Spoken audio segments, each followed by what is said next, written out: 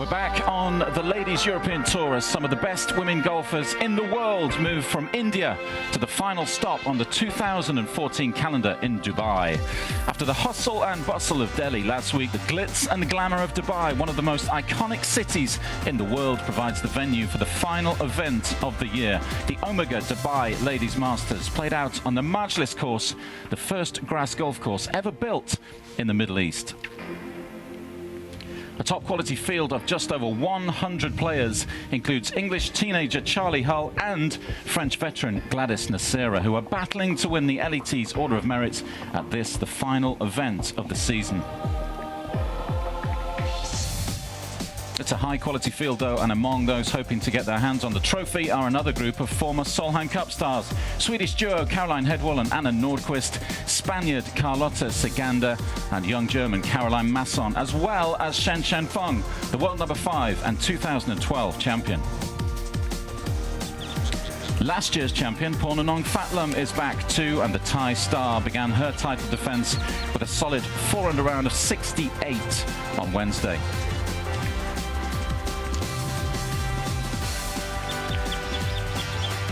It's advantage Charlie Hull in the battle to win the money list after round 1. She began the week at the top of the Order of Merit, just over 20,000 euros ahead of Nasira, and she'll fired a fabulous 5 under 67 to kickstart her campaign. The putter was working particularly well and helped her to 6 birdies during day 1.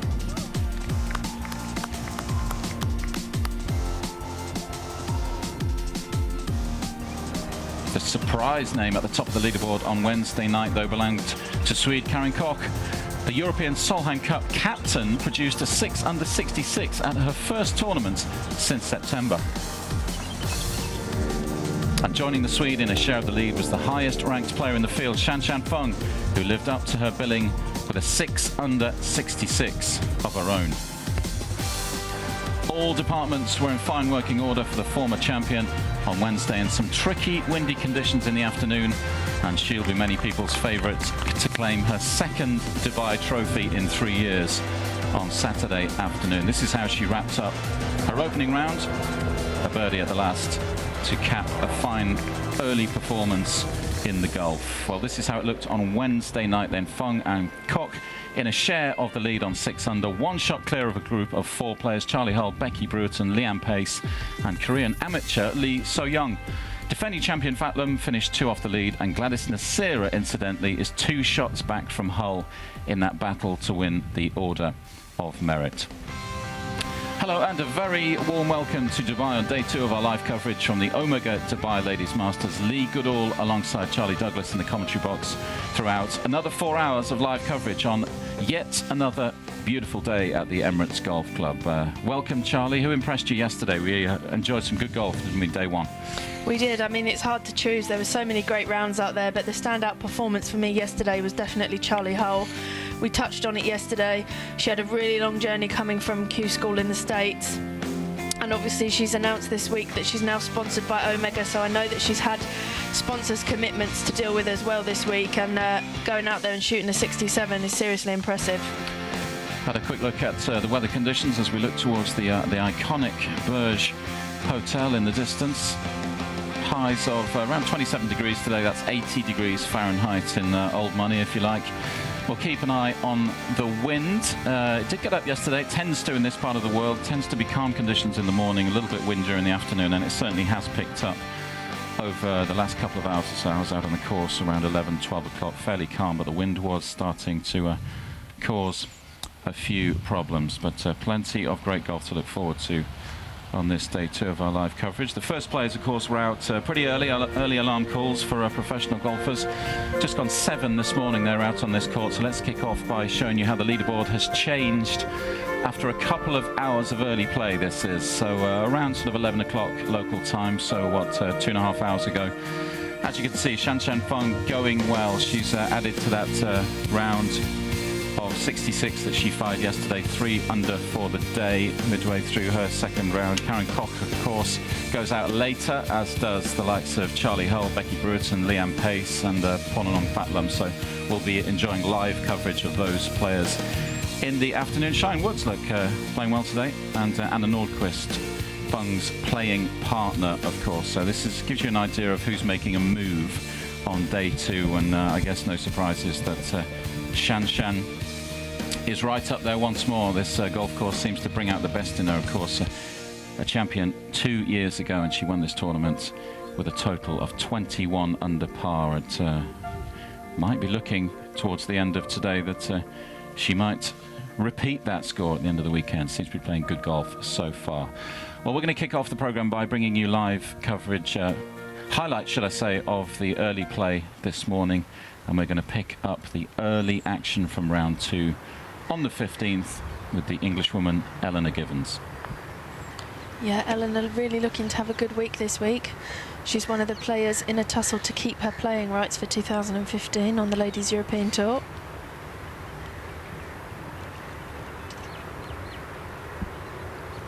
Calm conditions once more. This is what we expected. We talked about this at length yesterday. All the players who went out in the morning, and they tend to split the field in these Ladies European Tour events. You get half the field going out early doors, the second half going out around lunchtime, and those players who played in the afternoon yesterday, Wednesday, had tougher conditions, much breezier. So the players out this morning, which includes the likes of Shan Shan Fung, the leader, on 9 under, enjoying the calmer conditions, and we expect that wind to cause a few problems as the day progresses. But she started well. She's like a machine, Charlie. She really is. I mean, she doesn't really put a foot wrong. She only had one blemish on her card yesterday. Going along very nicely indeed again today. She just looks so solid. Every aspect of her game is just on point.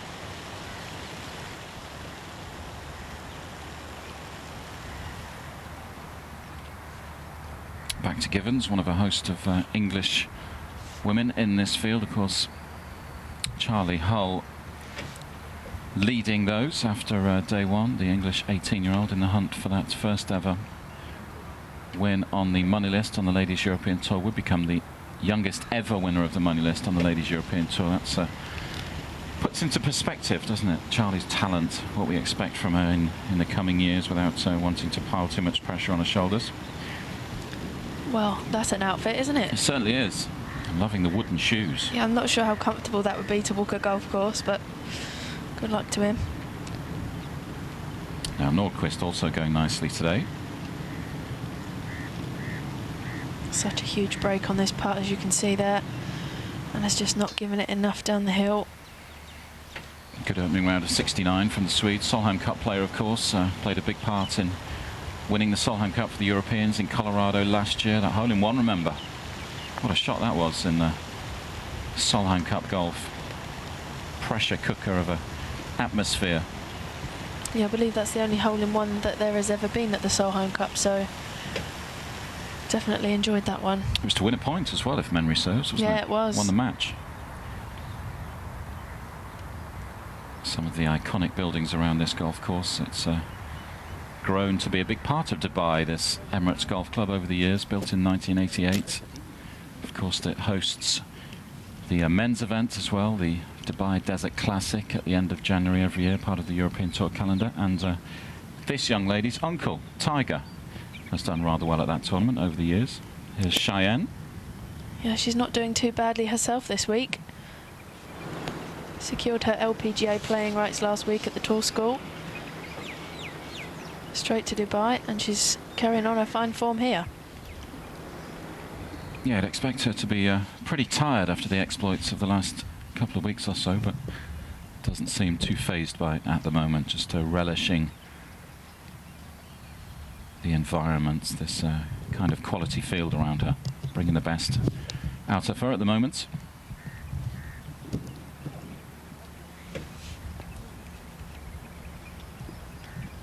Just clinging on there for Camilla Lennart. One of the talented Swedish youngsters to keep an eye on over the next couple of years. Won her first Ladies European Tour title, Lennart, in Slovakia. Midway through the season in June, the Slovakian mountains. One of the, I was going to say, one of the most stunning venues on the Ladies European Tour. One of the many stunning venues, I should say, because there are so many, aren't there? Yeah, we are very lucky on the Ladies European Tour. Travel to some fantastic golf courses. It's a fabulous shot from Joanna Clatton. One of the French contingent, playing more of a golf over in the States this season, her rookie season over on the LPGA Tour, but still appears on the Ladies European Tour from time to time. Always nice to see Jo. Plays with a smile on her face. Now up onto the 5th tee, Shan Shan, the leader. The 5th hole is one of the couple of holes that the LET have decided to shorten this week. Worth referencing, of course, that this group is playing the course the wrong way round today, if you like. So they start their second round on the 10th and finish on the 9th. So coming towards the end of their second round, this group, it includes Nordqvist. Shan Shan's been rock solid today, birdied the 11th, the 13th and the par 5 18th. Just the one bogey on the Chinese Stars card so far this week. Came on the 11th yesterday, now playing alongside Laura Davies as well. She was entertaining us yesterday, wasn't she? She certainly was, yeah, with her choice of route down the 18th. She just plays a completely different game to everyone else. Struggling a touch today, but I'm sure she's still enjoying herself out there. Loves playing in Dubai. Is an ambassador for this emirate, in fact, and has played this tournament every single year. It's in its 9th staging, this event. 2014 started back in 2006. Laura's been here every year, loves it. Who wouldn't this time of year? These kind of temperatures, fabulous course to play on. Definitely one of the favourite stops on the tour, isn't it, amongst the players? Absolutely, yeah. It's a tournament that everyone looks forward to, especially with it being the final tournament of the year. They really end the season on a high. Now over on the 7th tee, one of the par 3 holes on this course, another Frenchwoman, Cassandra Kirkland. Playing alongside her, looked like Carly Booth and Annalise Cordell, just waiting on the tee box. That's a fabulous tee shot. Yeah, I don't think we'll see many better than that today. Did have a hole-in-one yesterday, of course. Stacey Keating, if you weren't watching yesterday, the young Aussie. Saw her around dinner time at the hotel, had a pretty big smile on her face. So it's always nice to get a 1 on the card. Yeah, I guess she's had a bar bill, though, for that one. I never want a drink. Doesn't matter how good you are, though, does it? That 1, always special. Cheyenne Woods. Cheyenne has a busy day in store. I believe she's been whisked up to the top of the Burj this afternoon, that iconic hotel that we saw earlier. Had a helipad right at the top. It was 10 years ago that Uncle Tiger went up there, hit his driver off the helipad into the ocean, and they were really pictures that raced around the world, didn't they? Iconic golf pictures of Tiger hitting that ball 10 years ago. She's going to go up there this afternoon, talk about that moment and her career, how things are progressing.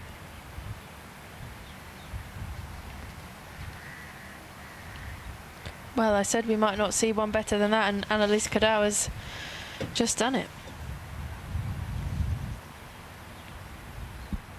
Then out for birdie, needs a bit of a boost. Just coming up half a roll too short there. Camilla really needs these putts to drop if she's going to be here for the weekend.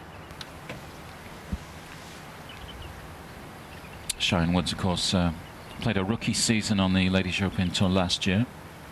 Won her first Ladies European Tour event at the start of this season, the Volvic Ladies Masters in Australia, back in February. Won her tour card for the LPGA Tour last week over in Florida. So hats off to Cheyenne. We were talking a little bit about this yesterday. Obviously, she would have benefited from some advantages with an uncle like Tiger, but it does bring unwanted attention and pressure, I'm sure, as well, and expectation too. But she's proved herself as a golfer over the last couple of years. Yeah, it must have been difficult for Cheyenne at times. A lot of people questioning why she might be getting some invites on the LPGA Tour. But she's certainly proved that she's got the calibre to compete out here. Yeah, if you come through Q School, you can't argue with that. No can one you? can grumble about that, no. She's there on merits next season, and she's been a fabulous addition to the Ladies European Tour as well.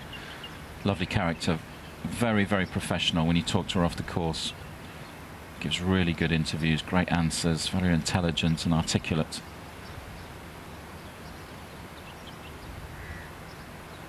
Just to stay on 5 under, and it goes.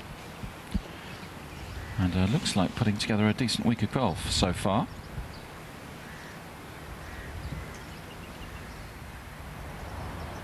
Now back to the leader on the 5th fairway.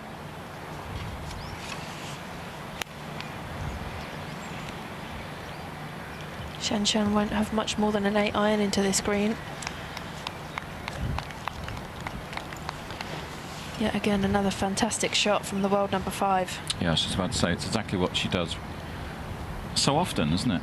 Did it all day yesterday, just gives herself opportunities, and if you can trust your putting stroke, then you're going to hole a few birdies if you keep putting yourself in that position.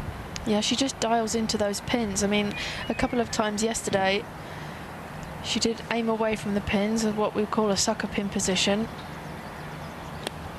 But she certainly knows how to attack this golf course. See how Nordqvist can do. Pretty good too. 2 great opportunities for birdie there.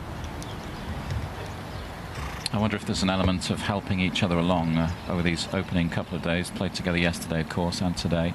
It's always nice when there's someone next to you playing good golf. Sometimes just motivates you, drags you along, doesn't it?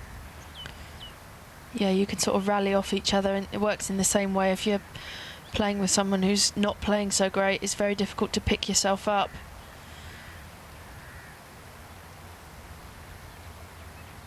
Cordal tidies up.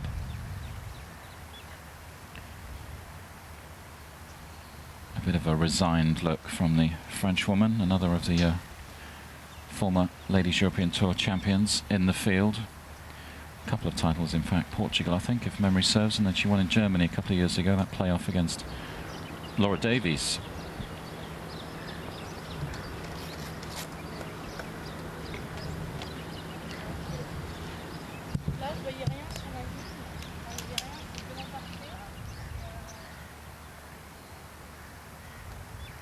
Cassandra Kirkland attempting to make a 2 here, and she does. Very nice indeed. Won't be many 2s on that hole today. Rocking some big shades like those. Now who's on the 7th tee now? Looks like Lennart. Over the water. A couple of prizes on offer for the par 3s this week. On the 15th, anyone who makes a hole-in-one there will drive off in a brand new car. Connie Chen did it last year. On the 7th, I think it's a watch, isn't it? Yeah, it's a watch this week. Mercedes at the 15th. Be a nice combo, wouldn't it, if you managed it on both holes? Yeah, I don't know what the odds are of that one, Lee.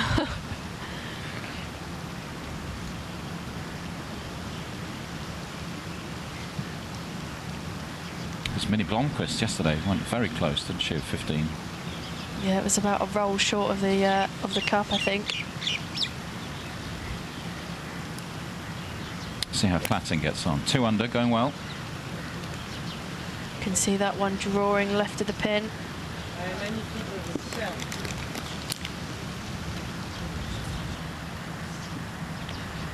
A determined look from Joanna.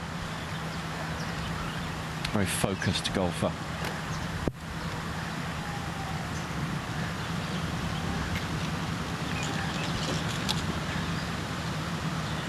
Woods next to play, of course. Uncle Tiger won here. One of a host of big names that have won the men's event on this course. Seve Ballesteros, one of those back in '92.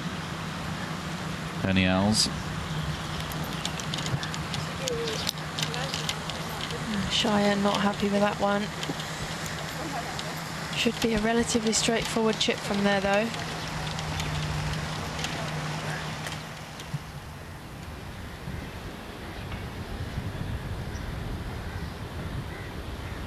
Nordqvist chance to move to 6 under par.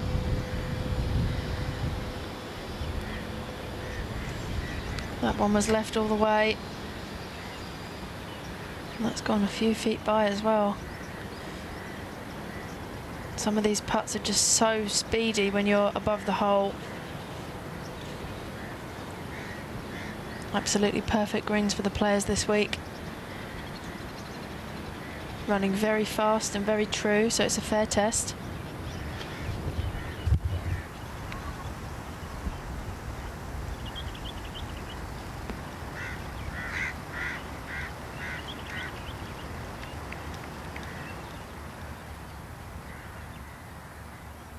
Told by the flag there how good the conditions are early on today. Almost motionless. That's what made Shanshan's round so good yesterday, didn't it? When she went out in the afternoon, the wind was blowing, but still fired in a 66. Really sent out a message to the rest of the field. And she's at it again. Making a move, isn't she? Just pulling away. Yeah, I think Nordqvist and co need to try and keep up as much as they can. It's interesting listening to her yesterday. She insists that she doesn't look at leaderboards. Even when she comes off the course, doesn't look at the leaderboard until Sunday. And then she starts to figure out exactly what she needs to do, who's around her.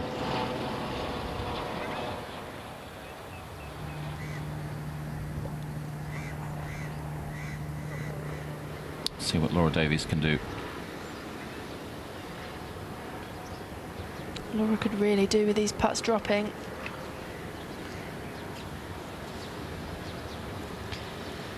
Doesn't look like it's going to be her week. No, she's enjoyed some good golf in Dubai. Previously finished second back in 2007 behind the champion that year, Annika Sorenstam.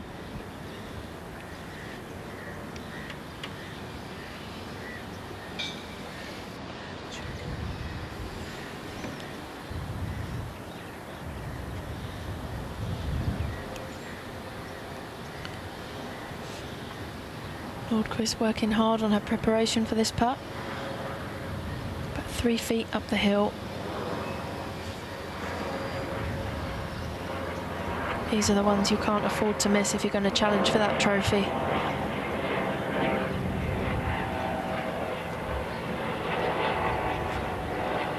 Yeah, needs to try and stay with Shanshan today. Won't want to let the Chinese star get too far ahead the rest of the pack.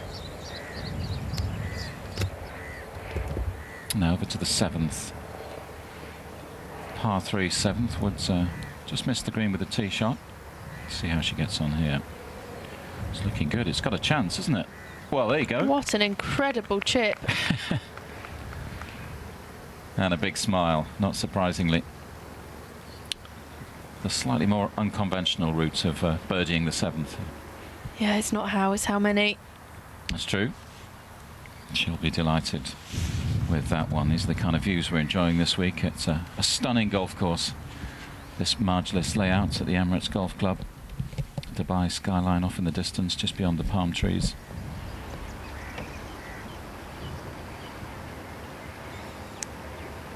Now here's the Korean amateur, 17 years of age, who played so well yesterday. Yeah, fired a 5 under par 67 yesterday.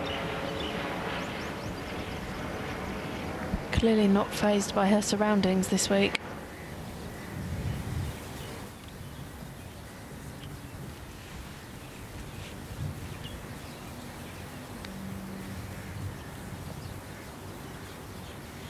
Mireia Prat from Spain, going along nicely today. Just falling off the back of that green there.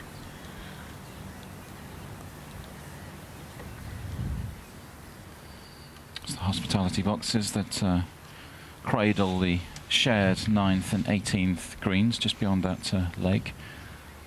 Clubhouse just behind that. Fabulous clubhouse here as well. The facilities are first rate here in Dubai.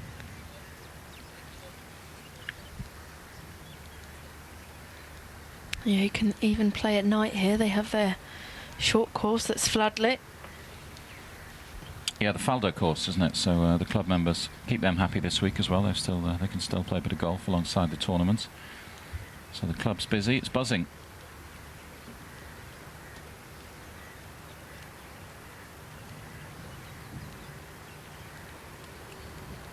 Now back to Cordal.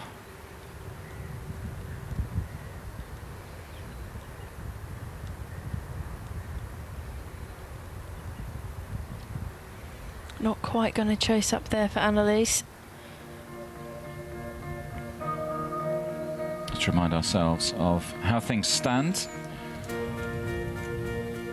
Just about midway through day 2 at the 2014 Omega Dubai Ladies Masters. It's Shan Feng, the world number 5, pulling away from the field, 10 under par now. And she was the champion 2 years ago, remember.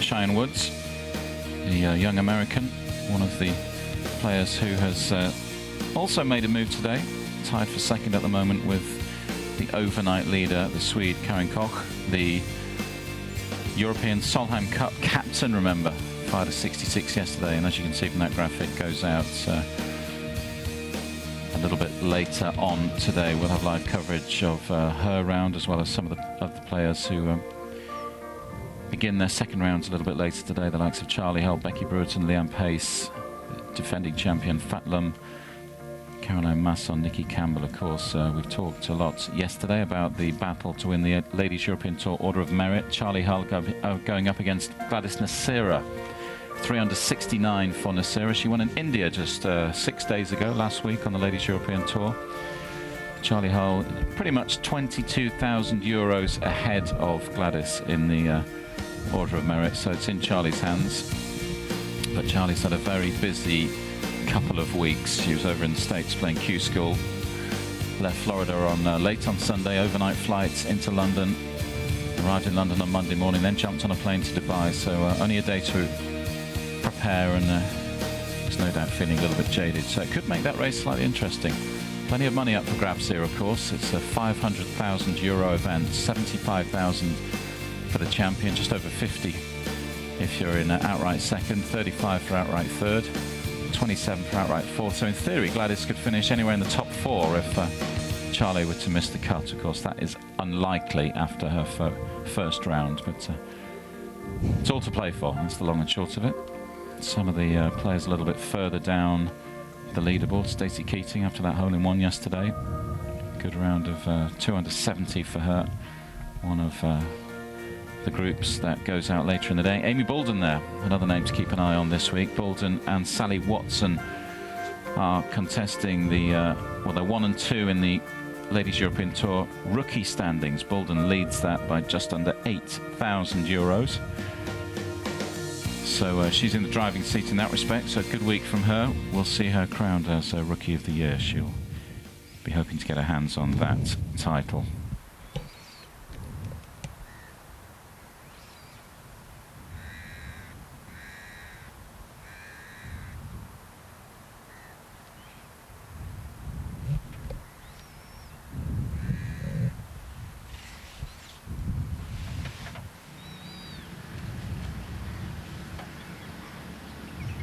Let's rejoin the current leader, Shan Feng, world number 5.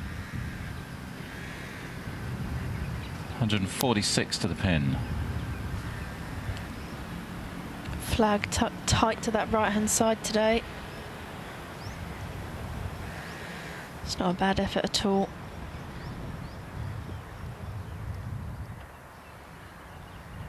Anna Nordqvist coming from the rough. Very difficult to control the ball flight and the spin.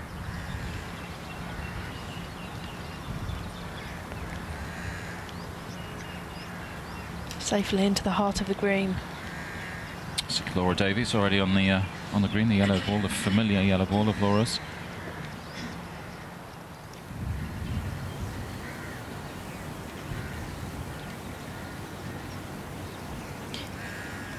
can Mireia do here? Very delicate chip shot.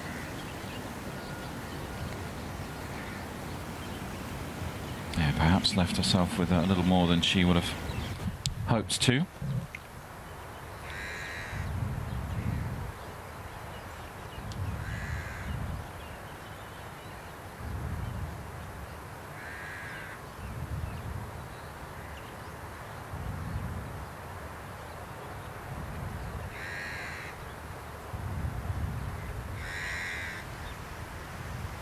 Marion Ricciardo.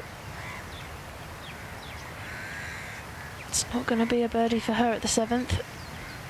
No, having another good week though, isn't she? Played well in Xiamen in China a couple of weeks ago. We were out there for that tournament. Lovely stop on the Ladies European Tour calendar down in the south of China. Finishing the season strongly. Cordal for birdie. Could do with a couple of these dropping.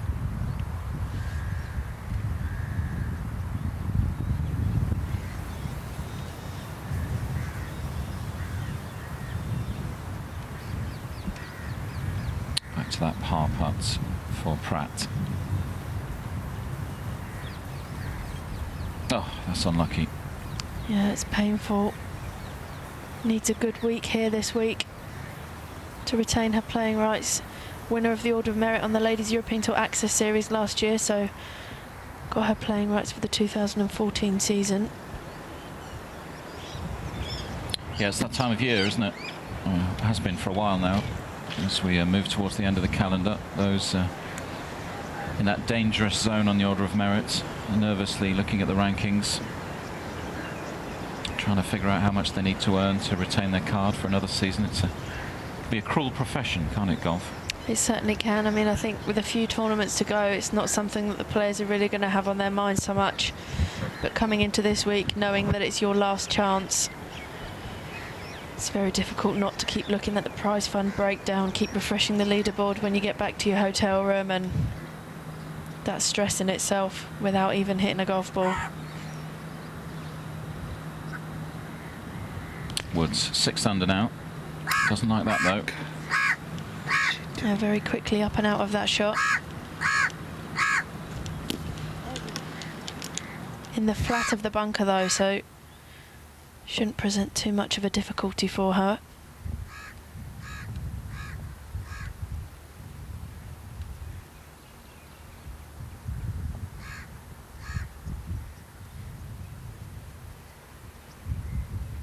Joanna Clatten's turn.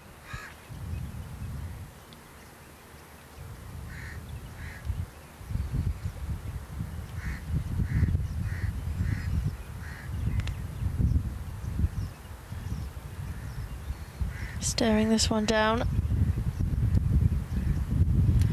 Great distance control.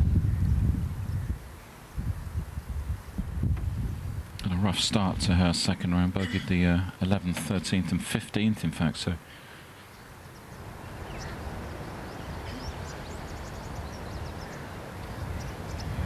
bouncing back well from a rocky start to her second round.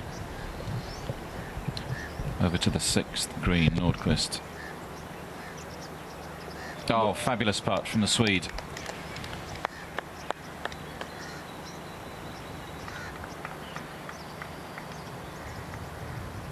And an ice-cool reaction. Not getting too excited about that putt, but she's right up there, Anna Nordqvist, the second highest ranked player in the field. We built her up yesterday, of course. Chan Feng, the world number 5, Nordqvist, the number 12 in the world these days. She's had a great season over in America, a couple of wins early on in the year. One inside the top 10 on the US money list. You've got the likes of the defending champion Pornam Fatlam next in terms of the highest ranked players here in the world, number 27 on the Rolex World Rankings. Leanne Pace up to 30 these days. Charlie Hull 38.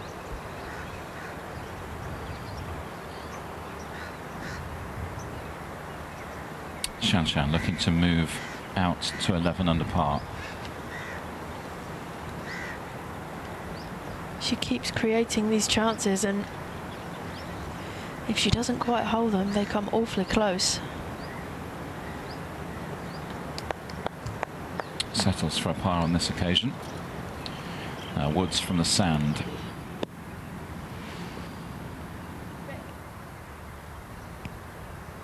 Just struggling to generate some spin there. There's definitely work left in that one.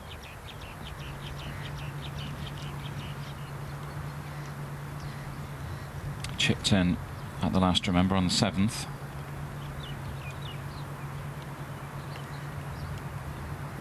So hoping to finish her round in solid fashion to complete what would be a very good second round of golf on this marginless course.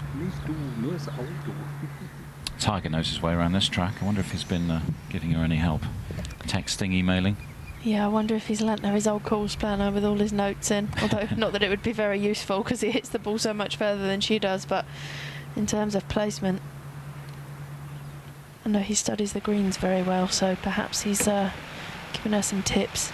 She said he was in touch after Q School on Sunday. Took a call from Tiger just after she secured her card for 2015. I'm sure he's very proud.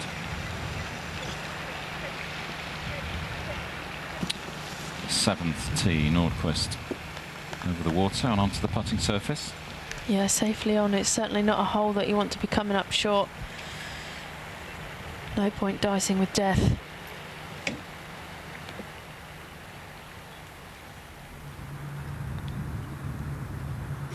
Platten from across the green.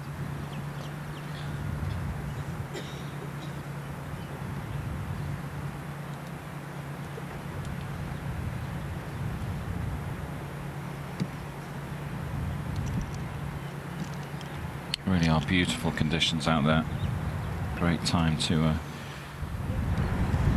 visit this part of the world as we take another look at Joe's reactions. Of course, it can get roasting hot in the summer months here, but if you visit Dubai in December, it's around 80 degrees. Pretty much perfect playing conditions for the players. Not too humid. Particularly early on in the day and later on in the day, temperatures fabulous for enjoying a little bit of sport. Oh, brilliant stuff. Brilliant stuff from the world number 5. She's just on fire this week. Just looks so in control all the time as well, doesn't she? Like it's like it's a regulation shot for her. No big deal. It's normal behaviour, and you know, we've said it before, but she just doesn't look like doing anything wrong. So in a few moments that will all change, of course. I'm sure Fung will tap in for birdie. She'll move on to 11 under. And we'll widen the gap once more at the top of the leaderboard. Be interesting to see what Karen Koch can do later on today.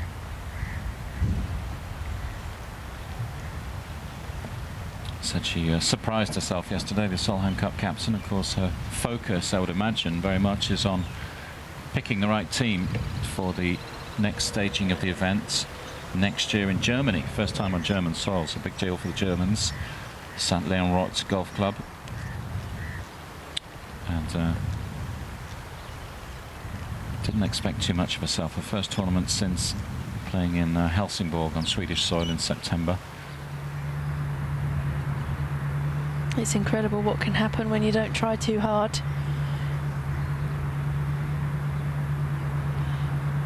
Cheyenne Woods now to convert this sand save. She had the perfect line, just didn't quite hit it hard enough. Drop shot for Woods then. She'll move back to 5 under. With just the 9th to play. It's a tough finish if you're playing the course this way round, isn't it? 8 and 9 are both tough holes.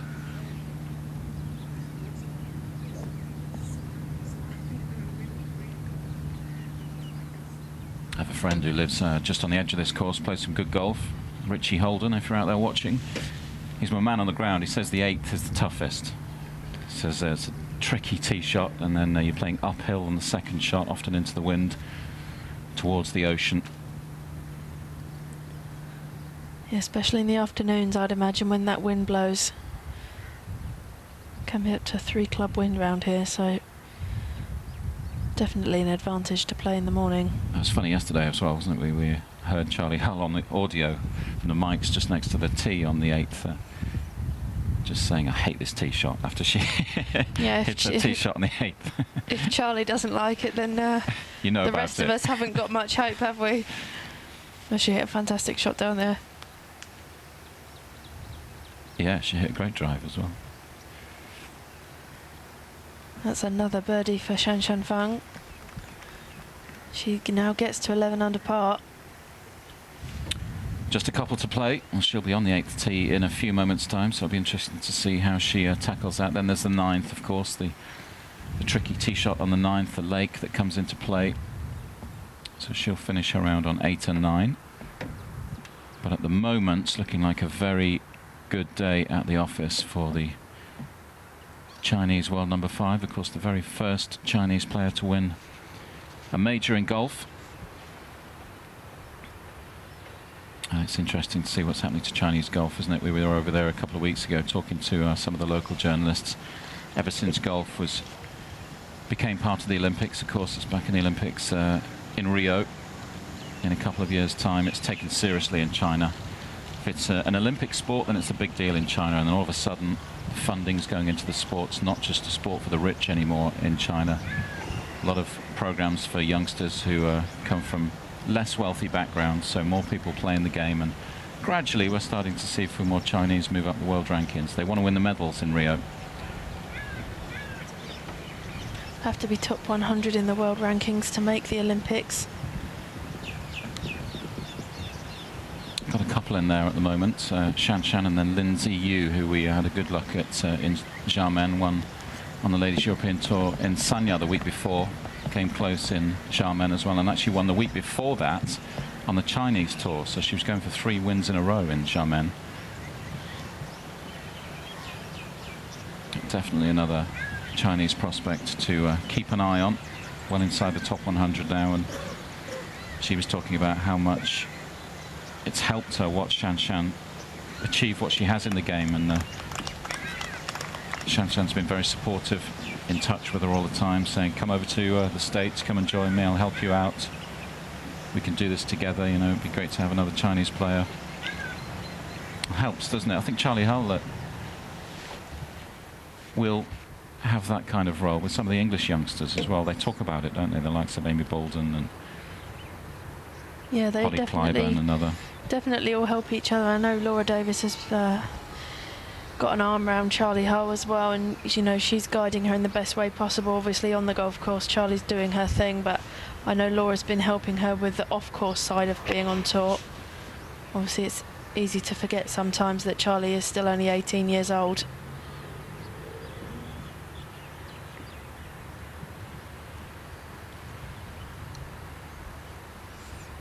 It's funny you say that, because I always think that when I'm researching Charlie before we come into events. You're checking the ages. 18? How could she still be 18? It's like she's been 18 for like 5 years, because she's achieved so much already. Yeah, I've known her since she was 9 years old. I remember rocking up to a practice round with her for Open qualifying at the Berkshire Golf Club, and I remember thinking, who is this kid? Her trolley is taller than she is, and I remember her being so excited that we had the same name, and now she's out there at the top of the Ladies European Tour Order of Merit. 9 years later, it's quite incredible what she's achieved already. Now here's the 9th. This is the tricky tee shot, just to give us an idea of why this poses a few problems, Charlie. Yeah, there's a bunker tucked on the right-hand side of the fairway. Obviously you can see there Joanna Clatton has laid up to the largest lake on this Emirates golf course. And it also cuts in at the green as well, so lots to be avoided. They've shortened this hole from previous years. A couple of years ago it was a driver and a hybrid. Now it's more like a fairway wood and a 7-iron, so made that hole a little easier. Now another tricky tee shot. This is the 8th. We were talking about this one. Players aiming over those palms on the right-hand side of the fairway. big dog leg right going up the hill, and that's perfectly placed from Shan Shan Fang.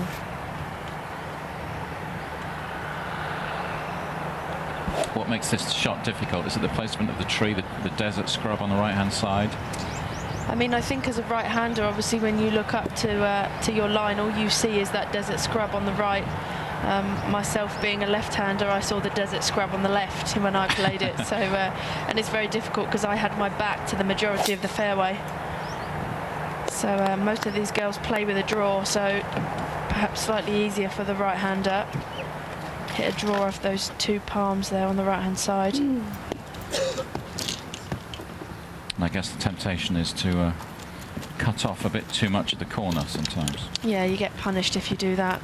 That desert scrub area does cut in, and you've also got to negotiate with the fact that there's some grass bushes down there as well, so you run the risk of being stuck in one of those or even losing your golf ball altogether. So errors that you can't afford to make. Position is key here. Let's see what Laura gets up to. Changing tactics, I think, for Laura. Gone with an iron for yesterday's round, out with a driver today. Not one to hold back. No, begging it to sit down as well. Sit there. That's the left-hand side.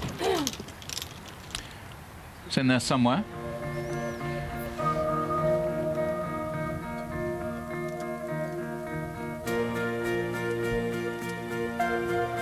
This is the leaderboard as it stands. We're enjoying some fabulous golf from Shan Shan Fang. The world number 5 is setting this course alight. It's a 5-shot lead as it stands.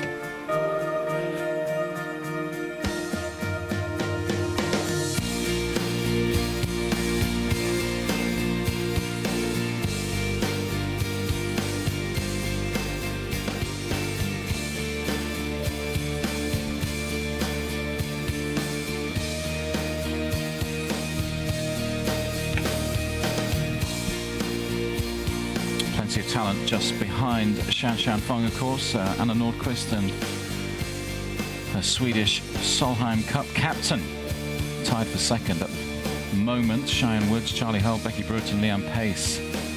As it stands, 6 shots off the lead, and the likes of the defending champion Fat Lum just one back. Here are some of the players a little further down the leaderboard. Lee So Young, the Korean amateur, 3 under par for the tournament at the moment. Whitney Hillier moving in the right direction. Liz Young, Gladys Nasira, of course, will be keeping a very close eye on Gladys later this afternoon when she gets out on the course. 22,000 euros or thereabouts behind Charlie Hull in the race to win the Ladies European Tour money list.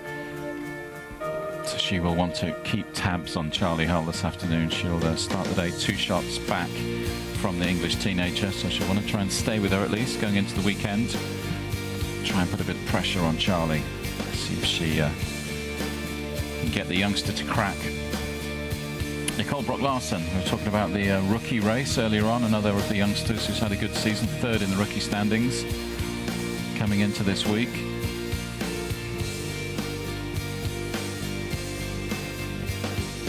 Caroline Martins continues to enjoy a strong end to the season. Suffered pretty debilitating injury problems midway through the year. I know she's worked hard on her physical fitness throughout the year. The young Norwegian, 1 under for the tournament. Good round of 71 yesterday. Sarah Kemp as well, keep an eye on her. Talented Australian. Carded a 71 yesterday too.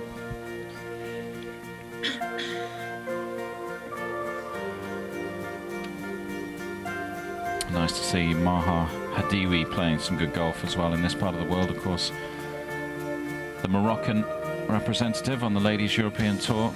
It's a big week for her. Plenty of focus on her flying the flag for this part of the world.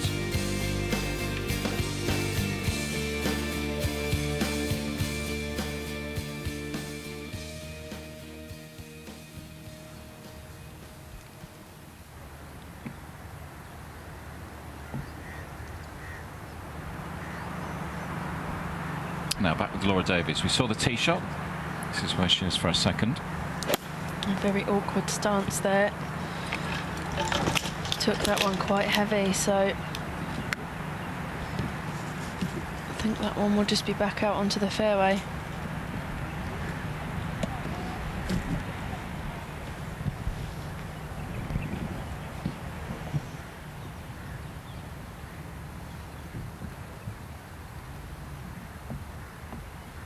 Less than impressed. If the shake of the head is anything to go by. See what Nordqvist can do. 6 under par. Playing well today.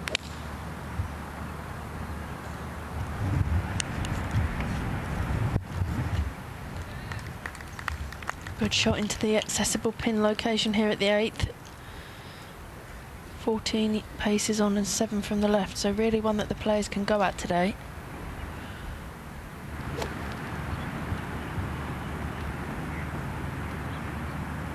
Shanshan's turn, just over 140 yards to that pin, 11 under par.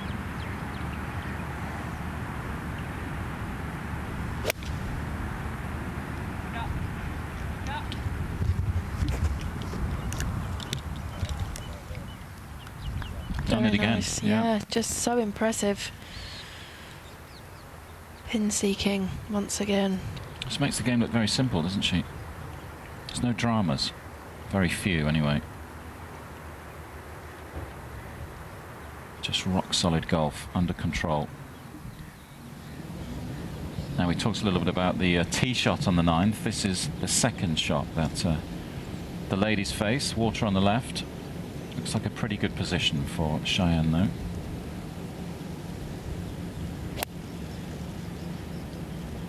This one looks like it may be a little left of the flag. Good clubbing from Cheyenne. Perfect distance. We were discussing earlier, weren't we? We were wondering whether the officials will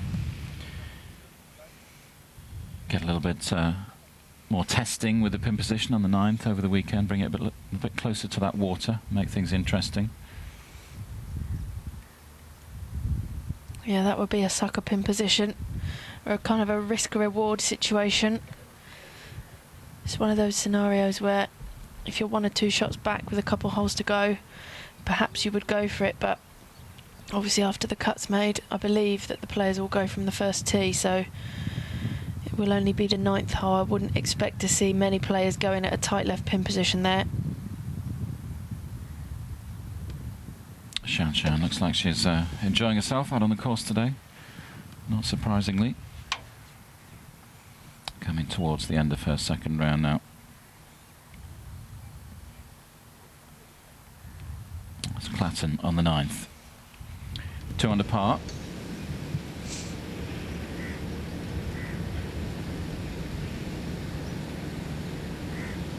Difficult to see the pin from that camera position, isn't it? But it's over on the right as she looks at the green. That's a great shot. Yeah, Joanna clearly has no problem finding that flag. Setting up another fantastic birdie opportunity once again.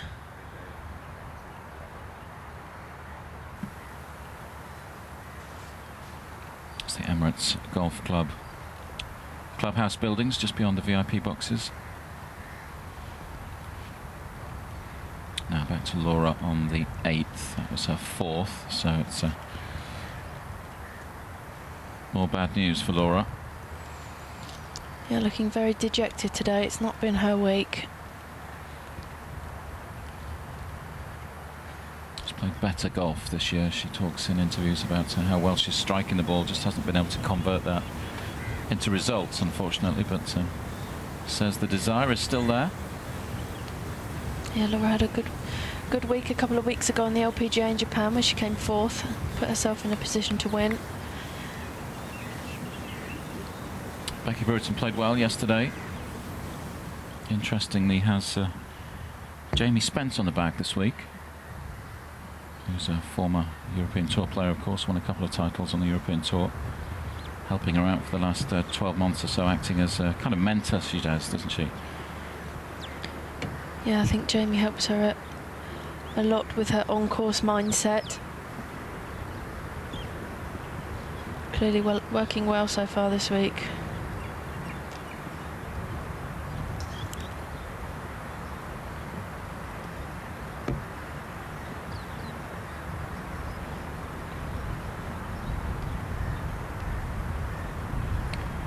Birdie chance for Nordqvist then, looking to close the gap a touch on Shan Shan at the top of the leaderboard. Up the hill, breaking left to right.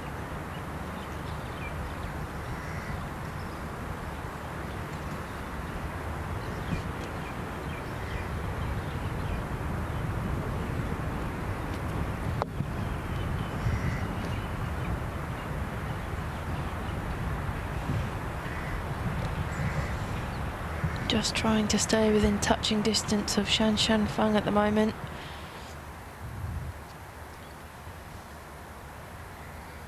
Back to the Korean, chance to move to 4 under.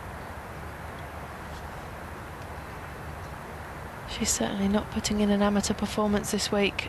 No, definitely another of the youngsters to keep an eye on in the future. Just 17 years of age, won the gold medal at the 2014 Youth Olympics in Nanjing recently. And also was part of the team that won silver at the Asian Games. I know that's a big deal for the countries that play in the Asian Games. So she'll turn pro in 2015, so keep an eye out for that name.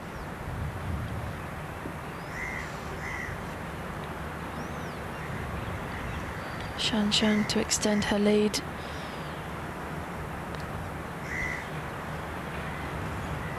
Oh, agonisingly close again, isn't it? She's had 3 or 4 like that today. Yeah, incredibly, that score could be a lot better, couldn't it? Which sends a warning out to the rest of the field. Remember, she won this tournament with a total of 21 under a couple of years ago. And clearly very comfortable here. Not many holes that she hasn't presented herself with a birdie opportunity. So yeah, I mean, who would bet against her bettering that this week? She's more than halfway there already.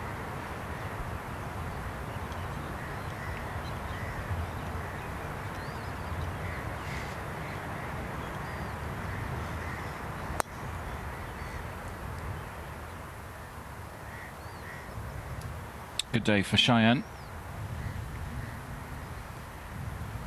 Good solid round. 3 under 69 today to add to that 2 under 70 yesterday. So solid start to the week for Woods. 5 under par. Nordqvist in for par on the 8th. Just one more to play for this group now.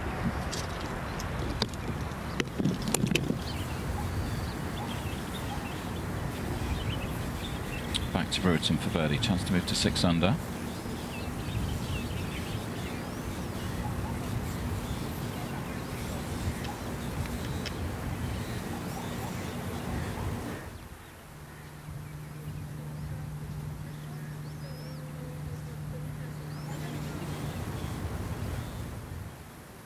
There's the tap in for par.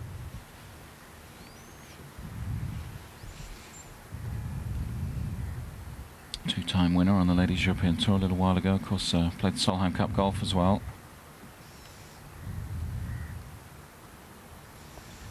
Oh, this would be a nice way to finish up. A birdie on the 9th.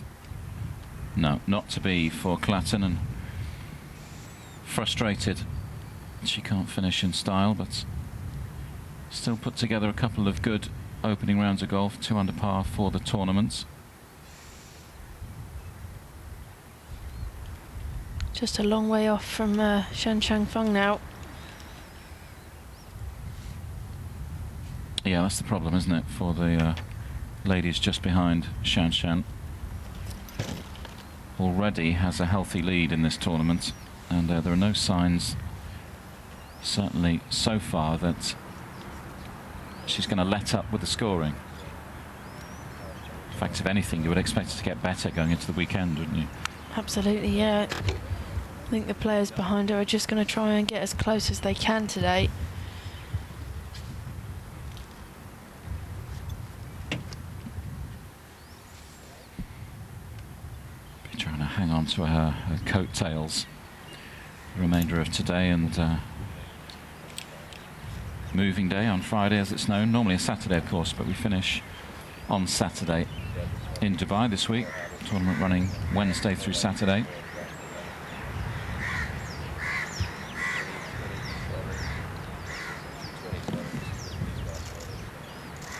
It's an idea of how this hole is playing.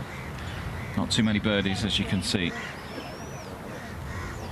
Big smile on the face if you walk off this green with a 3, huh?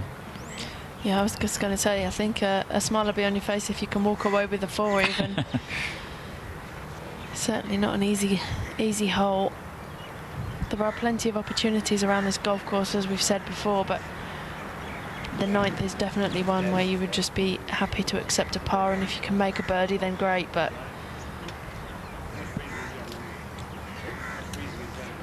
difficult from start to finish. No bogeys on the card for Shan Shan so far today. 5 birdies on the 11th, 13th, 18th, 5th and 7th.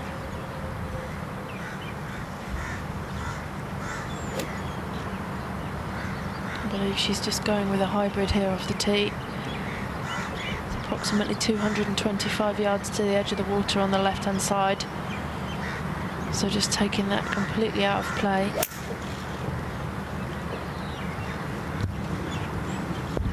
Perhaps heading a little down the left-hand side. Just about perfect. She'll have about 160 yards in from there.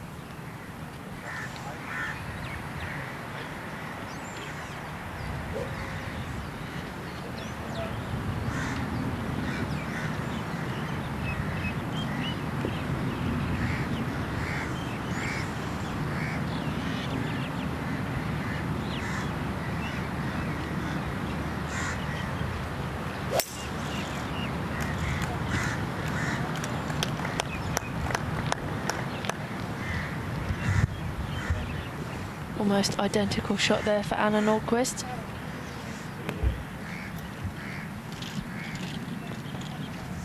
See what Laura Davies can do. I suspect she might take a slightly different approach. Yeah, she's got nothing to lose now. The cut certainly looks like getting away from her this week. And perhaps just trying to end her round on a high now. Yeah, I think it looks like she's going to take a slightly more direct route. Yeah, I think so. You can see from where she's aiming there, she's planning this one to go right down that right-hand side. Get as close to the green as she possibly can. And you got the first fairway over that side, haven't you? There's a few trees separating the 9th and the 1st. So it'll be very interesting to see where that ball has landed.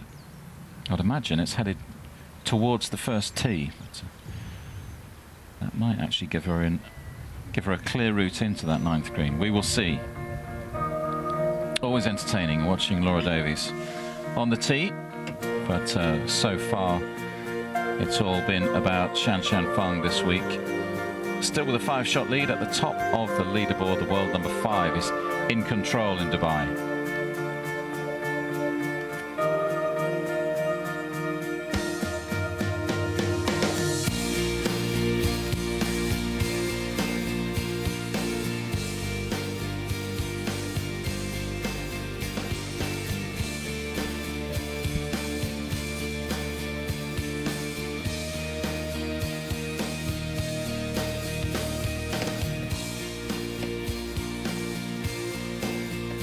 Three players tied for second at the moment, but all 3 of those 5 shots back from the leader, Feng, so plenty of work to do for those 3. Good day for Cheyenne Woods, 69 for her. A couple of good days, in fact, particularly if you consider all the travel that she has had to endure coming over from the States on Sunday, arriving here late. Keep an eye on the likes of Charlie Hull and Leanne Pace.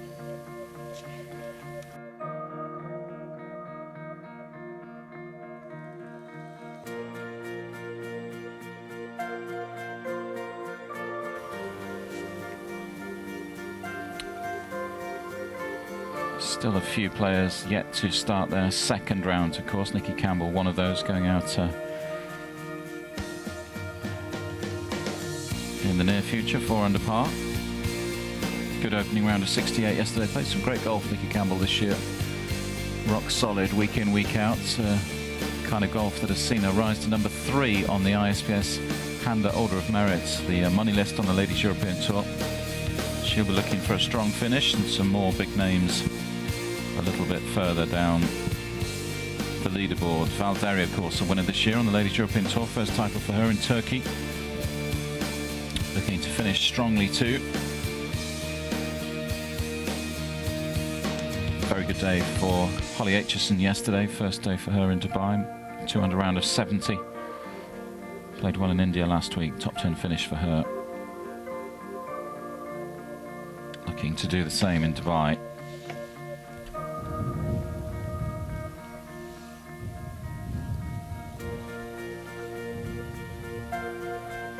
Nice to see Melissa Reid playing some good golf once more as well, of course. A familiar name on the Ladies European Tour, former champion.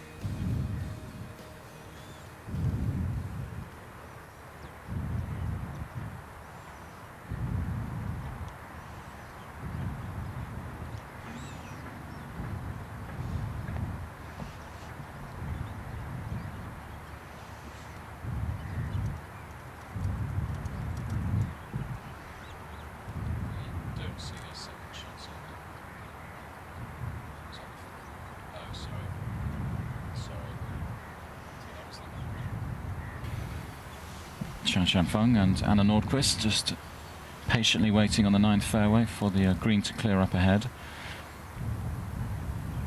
Laura Davies having a rough day, and we think she's a bit further up and on the right hand side, so there she is, right on cue, and the green is just over the brow of that hill.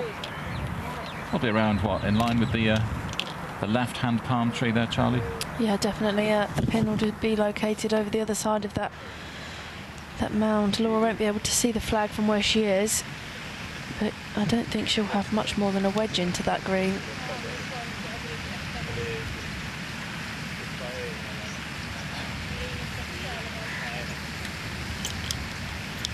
A nice idea of the second shot facing Nordqvist and Feng.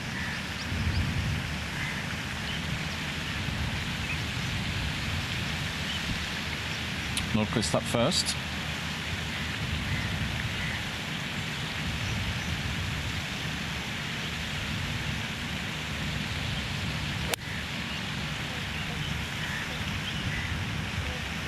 Change of coach at the end of last year. Swing looks a little different, but very nice and compact. Dicing with death a little there. Yeah, almost demonstrated perfectly the danger of that second shot there, didn't she?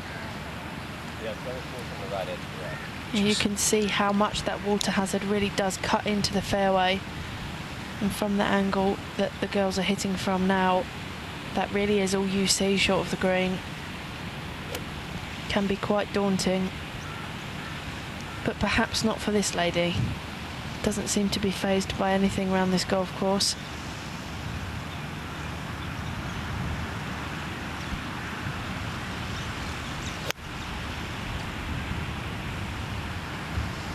Wonderful rhythm to her golf swing. Yet another fantastic iron shot from the world number 5.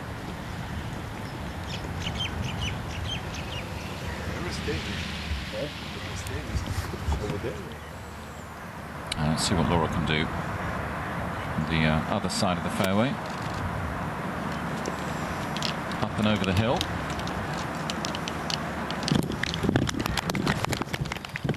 Safely on the green, but unfortunately going to be too little too late for Laura. Won't be making the weekend here in Dubai.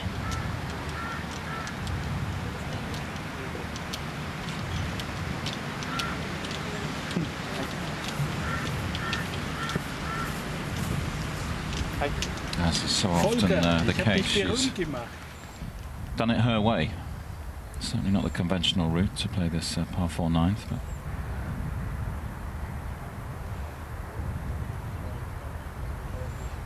she tends to see the challenges on a golf course slightly differently to a lot of us. She certainly does. She makes it very exciting to watch as a viewer, as a spectator, fellow players. I suppose the key thing is she has the game to play these holes slightly differently, doesn't she? She does, and more importantly than that, she's got the confidence to pull these shots off. And it's one thing having the vision, but it means nothing if you haven't got the confidence to actually take that shot on. And obviously lots of years of experience. Laura's just filled with confidence. We saw yesterday on 18 opting for a very unusual route, playing down the 17th fairway.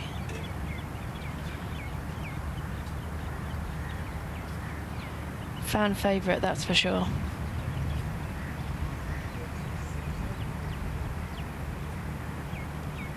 Yeah, still draws the lion's share of the crowd, doesn't she, when she plays these Ladies European Tour events. Still a huge name in women's golf. It's been a big year for her. Off the course in particular, of course, became Dame Laura Davies earlier this year when she visited Buckingham Palace back in October.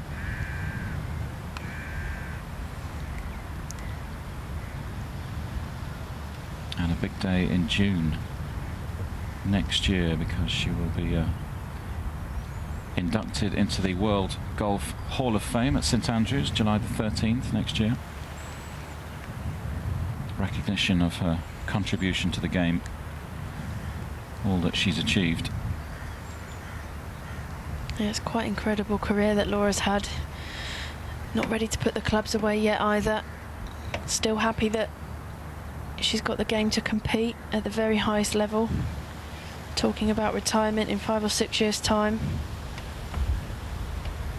Yeah, 45 Ladies European Tour titles, 84 titles worldwide. All those Solheim performances as well. The last Solheim Cup in Colorado last year was the first time she hadn't featured in that event. It's an incredibly consistent record, isn't it?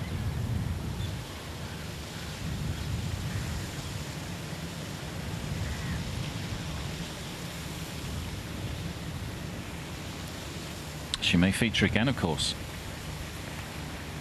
Absolutely, I know that's one of her goals, is to make Karen Koch's team.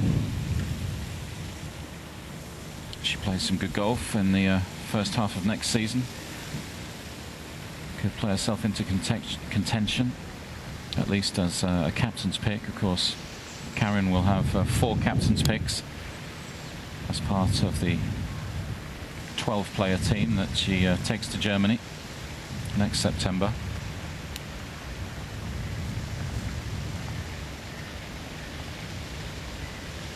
Tenth on the Solheim Cup points standings at the moment, Laura Davies.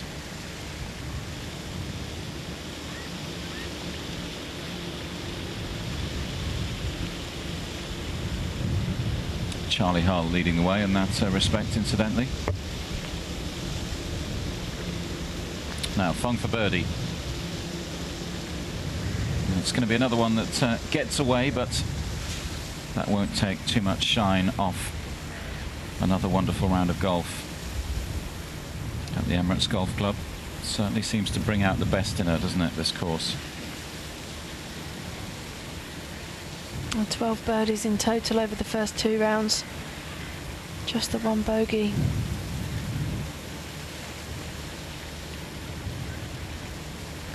I'm sure she'll be very pleased with her work these last 2 days. Now, come on, Laura. Let's finish with a birdie. Finish in style. I wasn't too far away.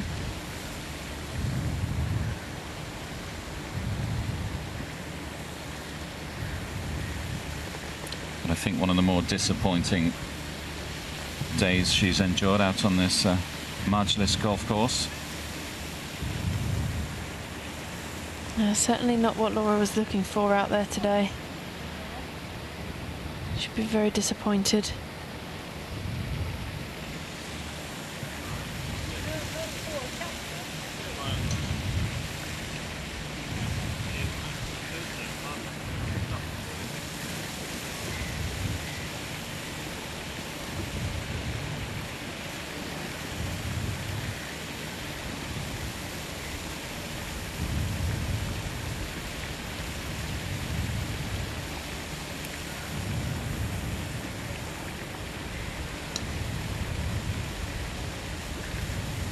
the ever familiar routine of Anna Nordqvist.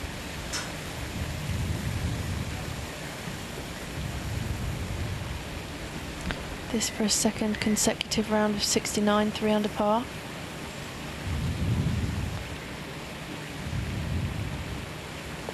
And that's a great putt from the Swede.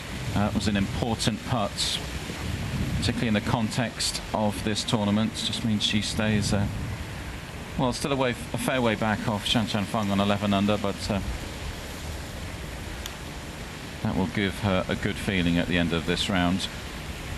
And it means that at least she stays within 5 shots of her Chinese rival, providing, of course, that this rolls in.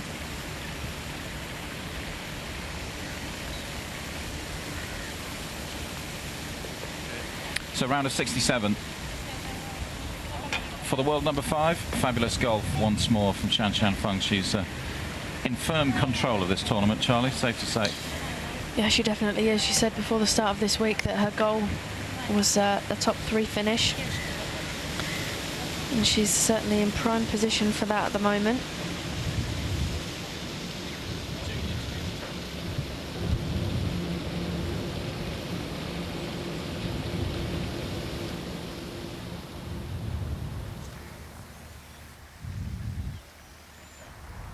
Whitney Hilliard putting down the hill for birdie here at the 7th.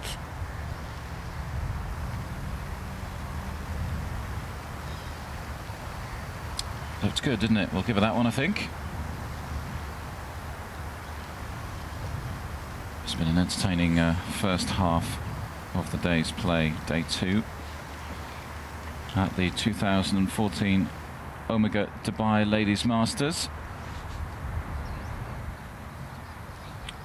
Shan Shan Feng, of course, was very, very impressive on day 1 Wednesday. That 66 in breezy conditions. We expected her to do some damage this morning, and she has. Solid round of 67 to add to that 66, and as it stands, a 5-shot lead.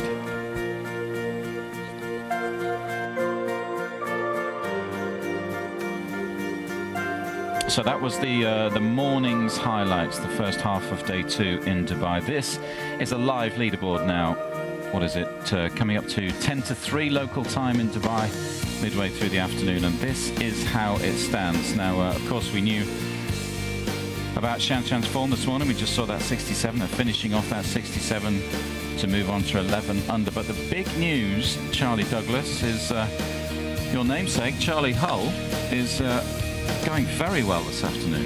Yeah, she certainly is. I think she was a little tired yesterday after her round.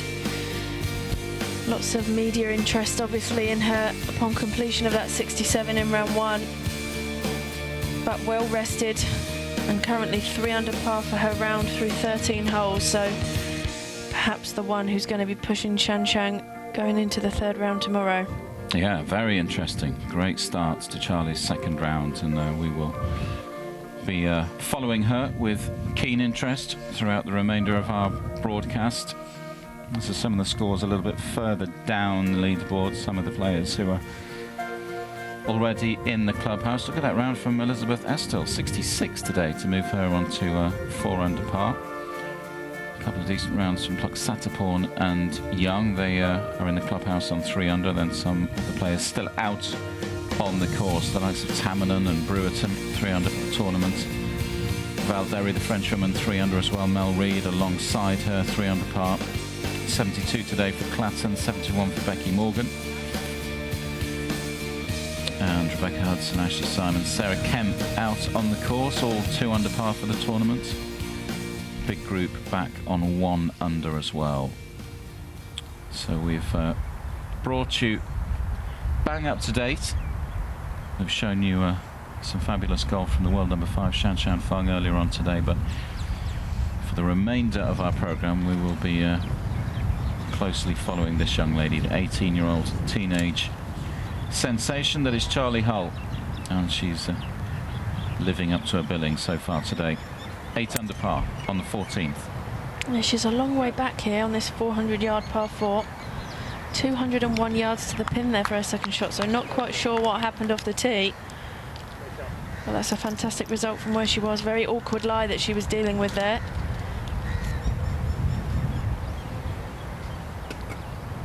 We've built up, of course, the battle to win the ISPS Handa Order of Merit, and interestingly, Gladys Nasira going along very nicely this afternoon as well. It's between Hull and Nasira. One of these two ladies will win the money list on the Ladies European Tour later this week, Saturday afternoon. That will be decided. And we talked about Nasira needing to stay with Hull. She's doing a good job of that today, isn't she? She certainly is. I mean, both players adamant that they're not paying any attention to what each other is doing, but seriously impressive golf coming from both of them. Showing us why they are the number 1 and 2 in Europe.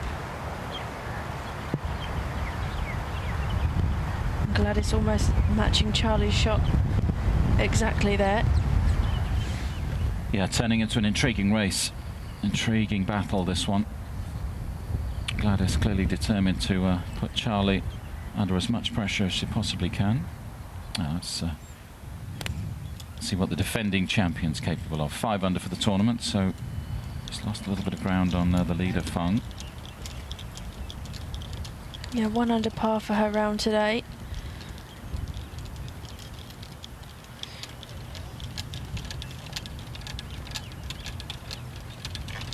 It's a fabulous leaderboard at the moment, though, isn't it? Turning into what should be a great weekend. The world number 5 at the top of the leaderboard, then comes Hull. That battle to win the money list with Nasira. Nordqvist is up there, who's the world number 12. A little bit further down, you got Carlotta Saganda, Solheim Cup player Clara Spilkova, having a great day. 4 under for her round today.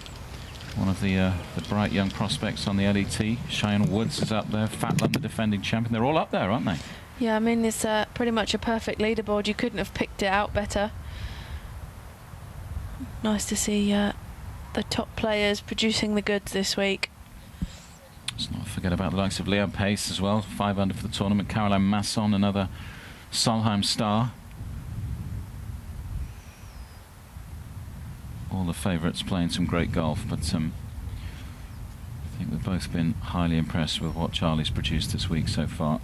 I know we've talked about it previously, but it's not easy coming over from the States. Not easy coming from the States to the UK, is it? But then you've got another jump of another 4-hour time gap, time difference, should I say? Not to mention, she's obviously been playing LPGA and LET for the last couple of months as well, so she's been hopping back and forth across the Atlantic quite a lot towards the back end of this year. Yeah, not to mention a couple of weeks in China. That wasn't too long ago, 2-3 weeks ago. Takes its toll on the body and the mind. Saganda.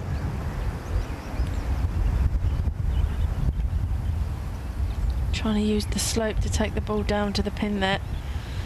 Not quite managed. 3 under for her round today. The Spanish youngster, another former Order of Merit winner, Saganda.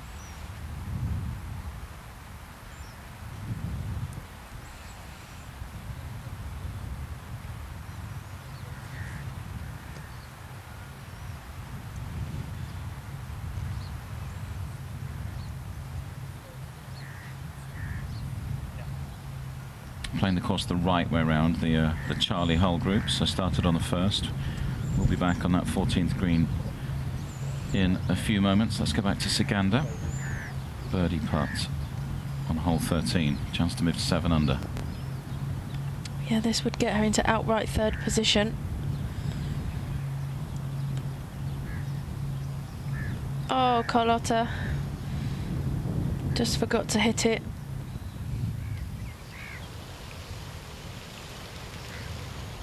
Bogey-free card so far, though, for the Spaniard. Birdies on the 3rd, the 10th, and the 11th.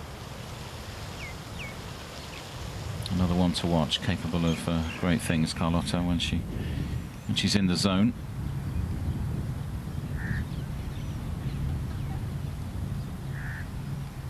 Now a long birdie putt, but still an opportunity for Hull to get to within a couple of the leader.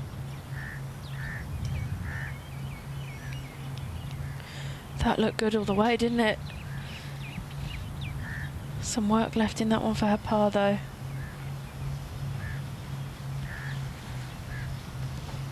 Just confident and at ease out there once more today.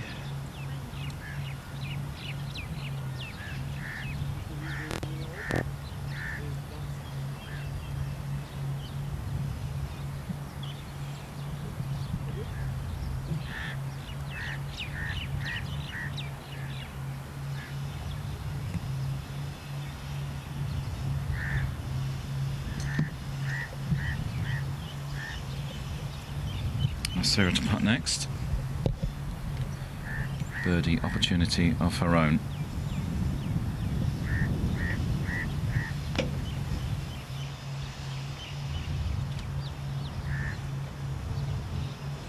Fantastic judgment of pace there from Gladys.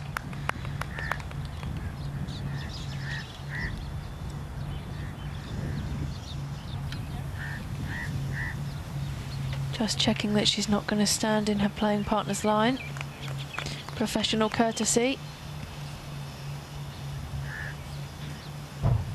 She's really kicked on from the 9th, Nasira, birdied the 9th and 11th and 13th. Solid start before that. Run of 8 pars, so another with a bogey-free card. Short birdie putt for Leanne Pace. And that will push her a little further up the leaderboard.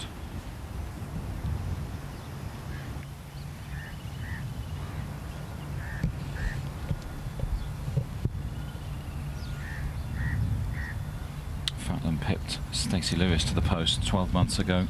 Fabulous victory from the Thai youngster.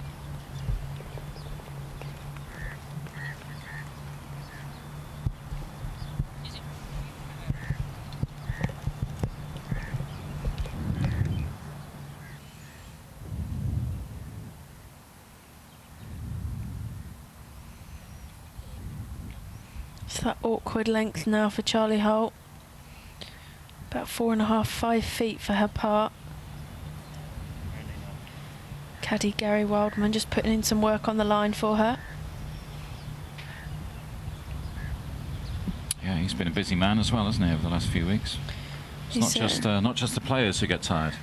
No, absolutely not. I think Gary's been on pretty much every journey that Charlie has these last few months. Player-caddy relationship that's working very nicely indeed. Just hung on in there on that left.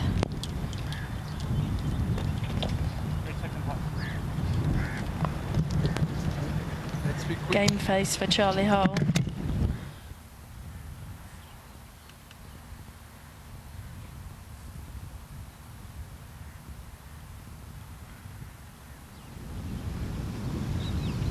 Let's move over to the 14th tee, Leanne Pace. Another player who's having a fantastic season. First win on the LPGA Tour just a few weeks ago. Yeah, and just before that, winner on the Ladies European Tour as well, isn't it? She's Yeah, winner of the South African Open. trophy on, well, I was about to say both sides of the Atlantic, but that LPGA win, of course, came out in Asia. But they all count. That was a big win for Leanne. Pushed her up to top 30 in the world, which is very, very healthy world ranking.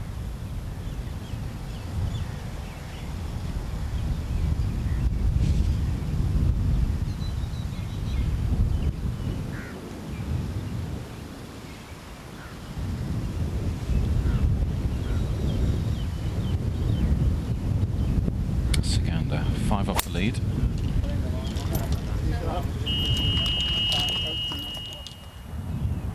Playing alongside Caroline Headwall, of course, Solheim Cup teammate of Saganda's.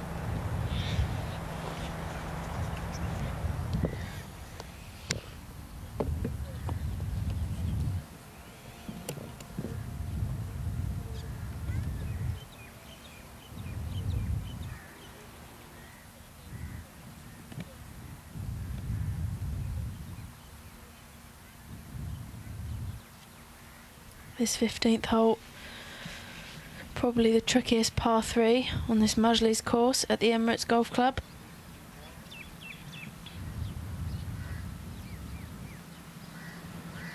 163 yards today.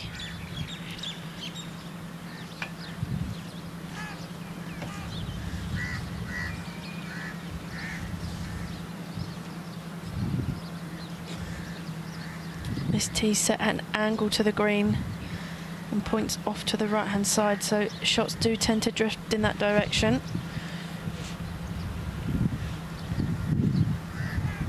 Lots of desert scrubland in the way.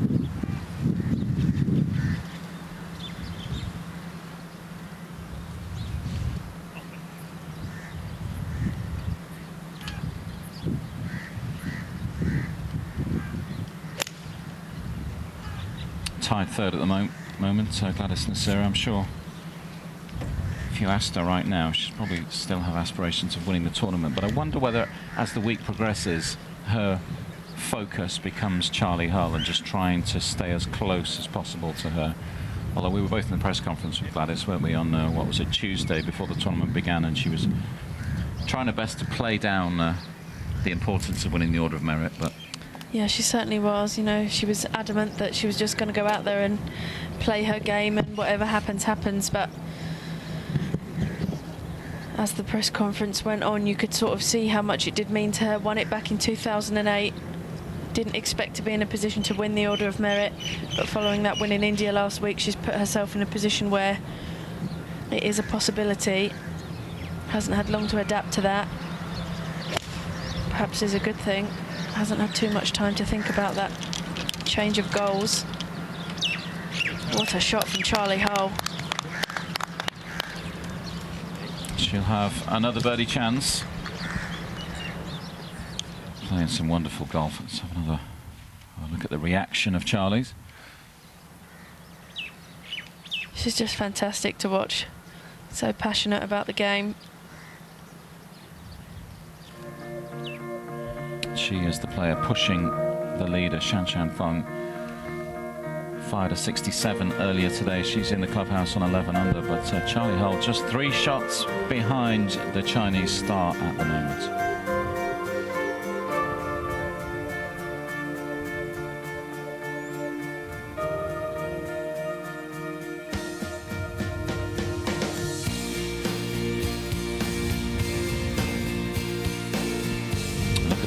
Just behind those 2 players on the leaderboard. Nordquist, the world number 12, Nasira, second in the Order of Merit, Sigandra, former Order of Merit winner, as too is Liam Pace, Cheyenne Woods up there, Fatland, the defending champion.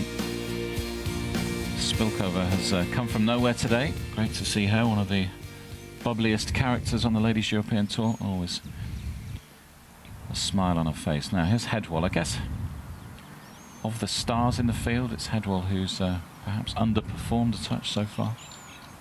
Yeah, level par for the tournament, so currently in a tie for 46th position.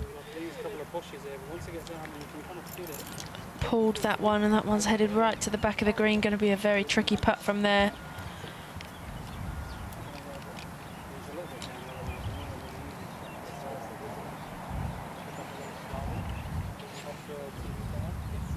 Now Amy Bolden, leading the rookie race, had an interesting journey to work this morning. Jumped on a seaplane out in Jebel Ali, where she's staying in the Player Hotel. Flew in over Dubai, took in some of the sights, landed on the creek, jumped in a car onto the golf course, and hopefully we might have a few of those pictures from the plane later on today. Head for heights. I think she may have even taken over the controls of the plane at one stage. I think she might have. I'm glad I wasn't in there. Not sure I trust her that much. Pace in the sand. No, there's a poor iron shot from Liam Pace there. Fundamental error, coming up short into that trap. She knows it as well.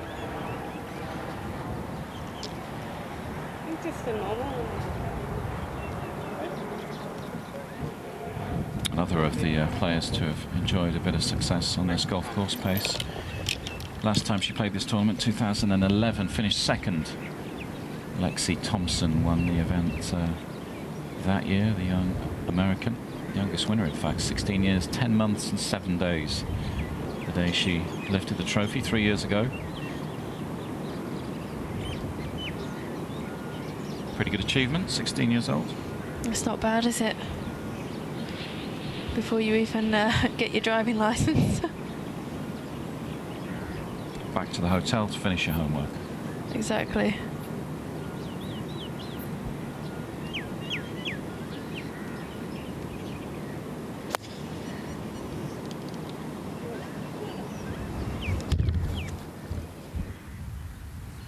Carlota Ciganda peering into the sunshine. I won't be a fan of that shot too much. Also joining Leanne Pace in that front right bunker. Coming up a good half a club short there, as you can see. You can see the ball of Leanne Pace in the centre of the bunker. I think Carlota is more to the right of the picture as we see it.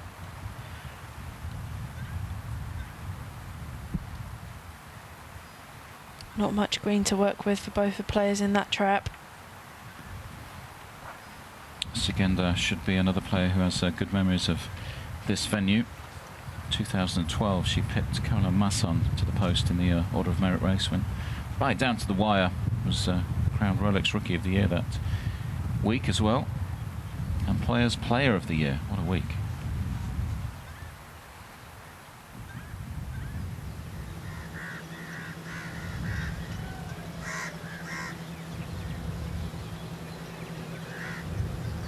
Sarah up on the 15th green, birdie putts.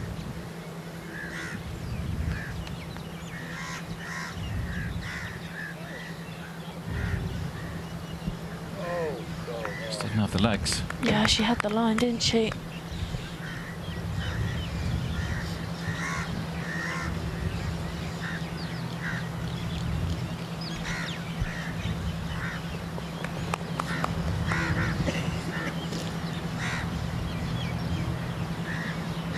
Lovely interview, Gladys, didn't she, just before the tournament began? Very cultured, intelligent lady, talking about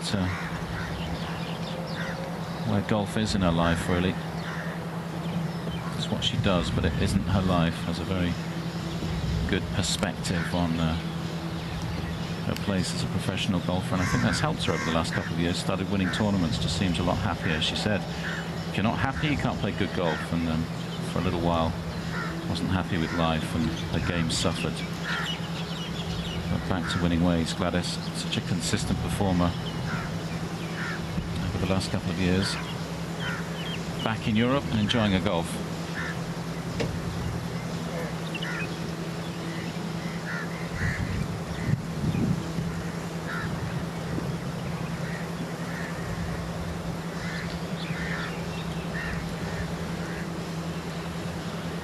That's a bogey for Fatlam there. Disappointing. Yeah, just starting to lose ground.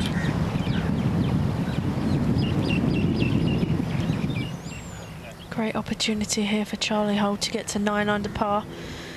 And of course, more importantly, within 2 of Shan Shan Fang.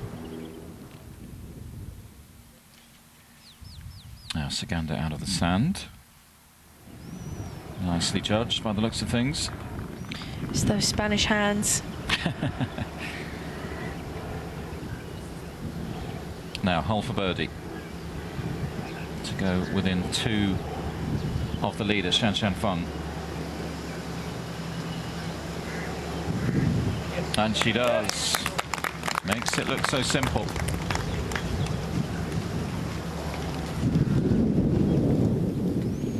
Spring in her step. She's playing from a very happy place out there, looking very comfortable, and why not? Yeah, rough start, bogeyed the first, but she's played fantastic golf since then. 2 off the lead now, Hull. Really interesting tussle going on today between Amy Boulden and Sally Watson. Obviously in the hunt for Rookie of the Year together, but Sally Watson 3 under par for her round today, so she's right back in this contest.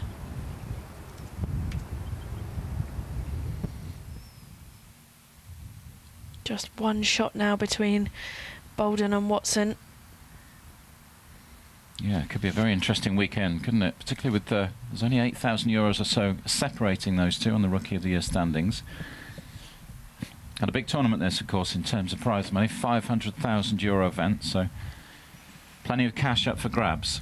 So Sally Watson still very much in the hunt in getting her hands on the Rookie of the Year title. Bounced back well today, 76 yesterday for the Scot, so not the start she would have been hoping for, but mentally tough today.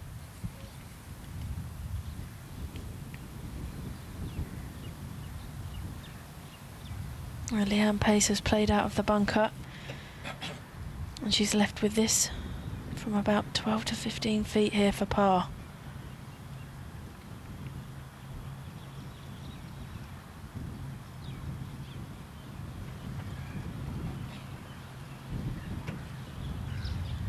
Gonna move a fraction off her right.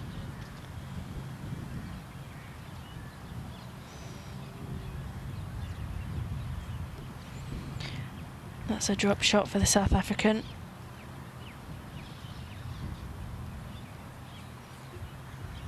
Drops back to 5 under.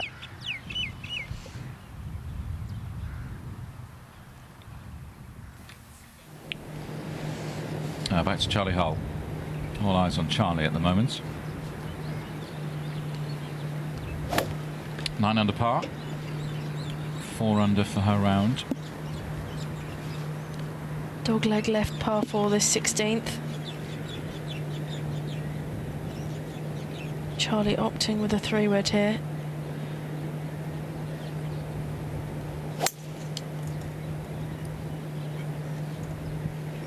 Doesn't hold back, does she? Not her best, and that looks like it's nestled right down into that long rough there. Very difficult to control the ball flight from that grass.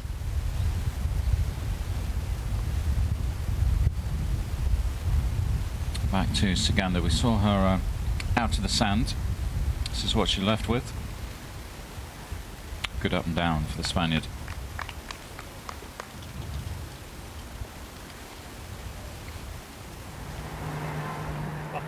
Back on the 16th tee.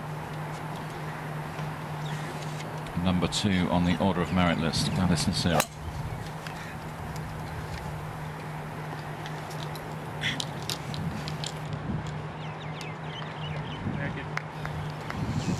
Very nice drive from Gladys Nasira, finding the short grass.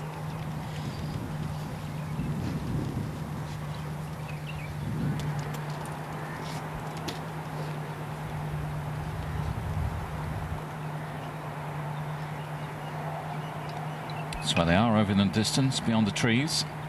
16th tee.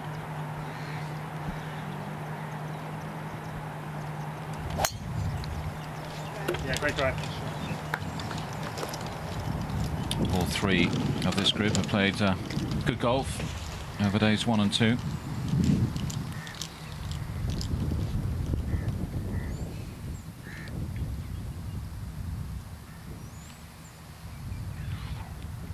A reminder that Charlie Hull is chasing Shan Shan hard. Just 2 shots behind now.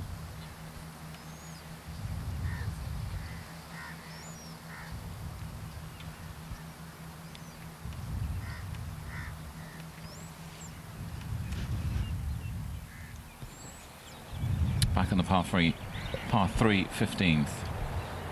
Caroline Headwall.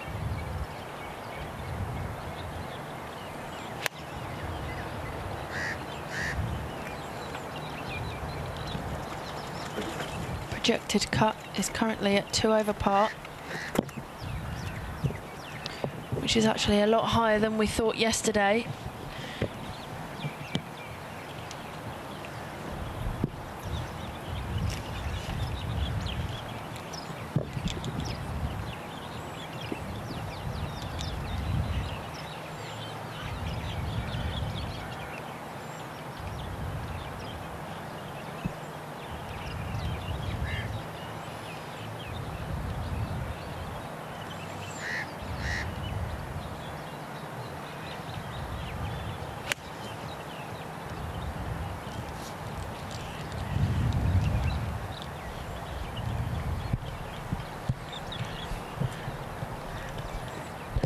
Carlotta joins Headwall on the 15th green. I haven't seen too much of Caroline Masson so far this week, but another big name playing well, 4 under par for the tournament. Back on the par 5 13th at the moment.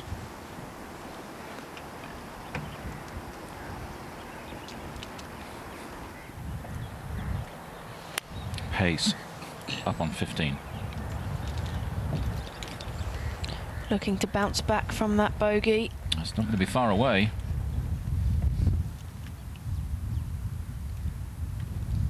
From the body language, it looked like she wasn't particularly impressed with that when the ball was in the air, but great results for the South African.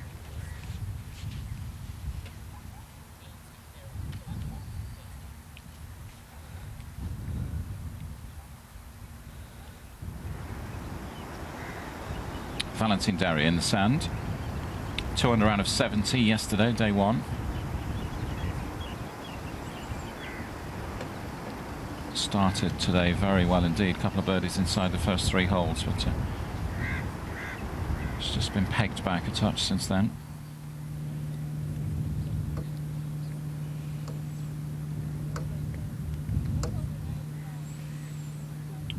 Now back on the 16th fairway, just beyond those palm trees, the figure of Charlie Hull. Yeah, she's in this thick rough to the right-hand side of the 16th fairway. The one advantage she does have is that the pin is on the left-hand side of the green. You can just hear caddy Gary there telling her she's got 116 yards to the pin. Purely dependent on the lie, this one.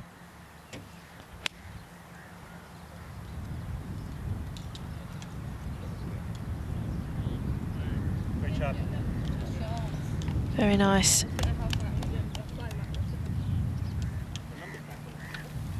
Yeah, no dramas for Charlie on the green. It's coming towards the end of this second round. She'll just want to get back to the clubhouse without any disasters on the card, and that will be a very, very good first couple of days for the English teenager. She'll be right where she wants to be.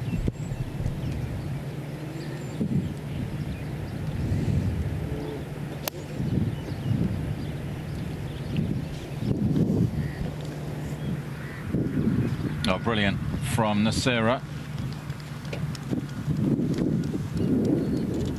She's certainly not giving up that challenge for the Order of Merit title. That's great, isn't it?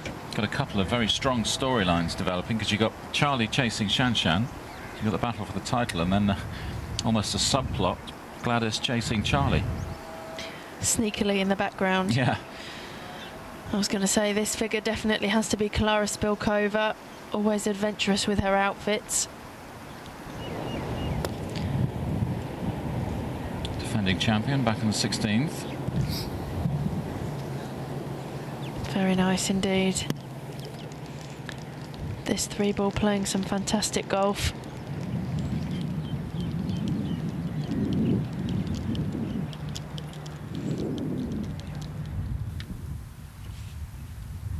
Par 3 15th, Saganda preparing for her birdie putt. Wind really picking up, you can see there from the shadow of the palm tree. That's got to settle.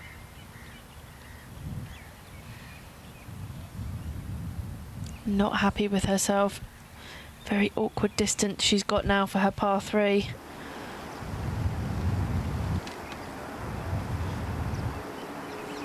Masson with a chance to move on to 5 under. Not this time for the 25-year-old. Had a good season over in the States, inside the top 30 on the LPGA money list. Now 14, Bolton. Level par.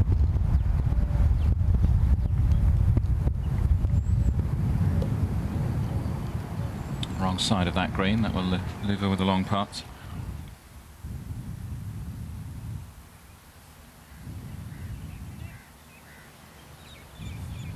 That's Caroline Headwell on the 15th with her birdie chance.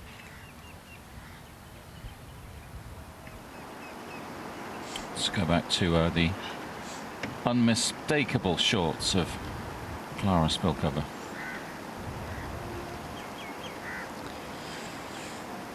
It's an unforced error there from Clara. That's going to be at least a 3-putt. That's no gimme.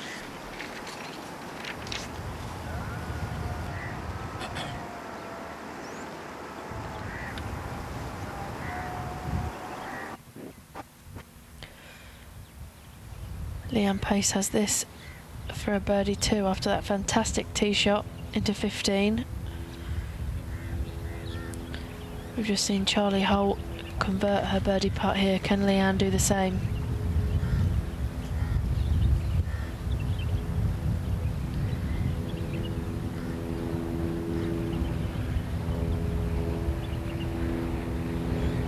Nope, that was left all the way.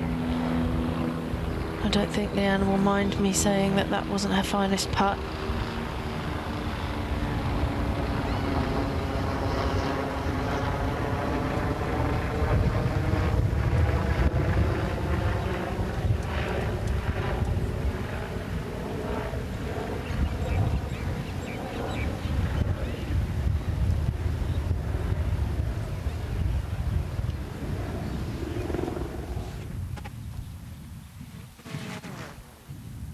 Let's jump back to Charlie Hull.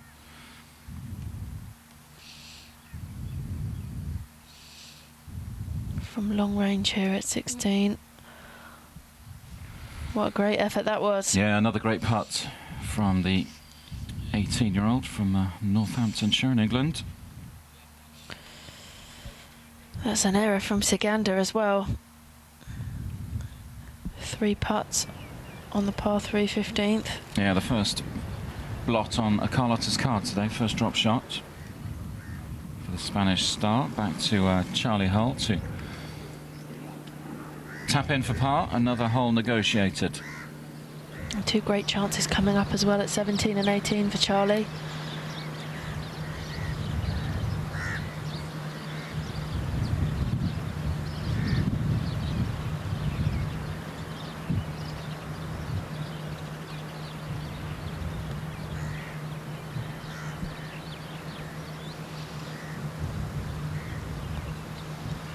Fatler moved to 5 under. Oh, I thought she'd done it. Yeah, it looked in all the way. I think she thought she had that one as well.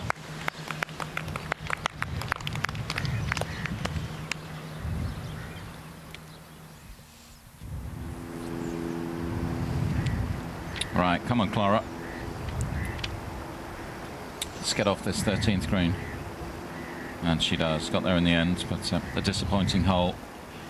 It always seems to hurt more as well when you 3-putt on a par 5. It's obviously a great birdie opportunity, the par 5s around here. That's a bogey 6 for Clara.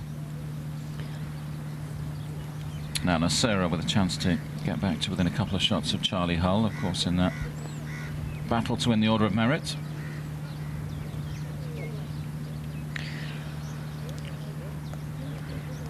Just caught that lip and didn't want to drop for her. She can't quite believe that one. Just to reiterate, Charlie Hull is €22,715 ahead of Nasera in the Order of Merit race. 75,000 up for grabs for the winner. Just over 50 if you're outright second. 35,000 for third place this week. 27,000 for fourth. So all of those would be good enough in theory to enable Gladys to leapfrog Charlie. Well, that was the story at the start of the week, of course. Had Charlie not added to her total, but at the moment it's still in Charlie's hands. As long as she does better than Gladys this week, then she will be walking away with the Order of Merit title. At the moment, looks like she'll do it, but of course a couple of rounds left, still a lot of golf to play.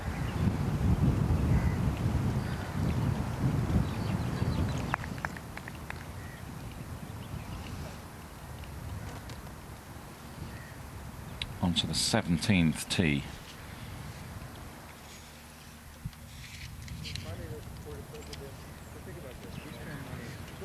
par 4 17th, 332 yards.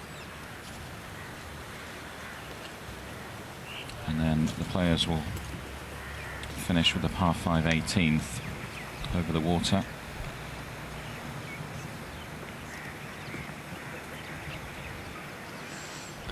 Really good birdie opportunity, this 17th.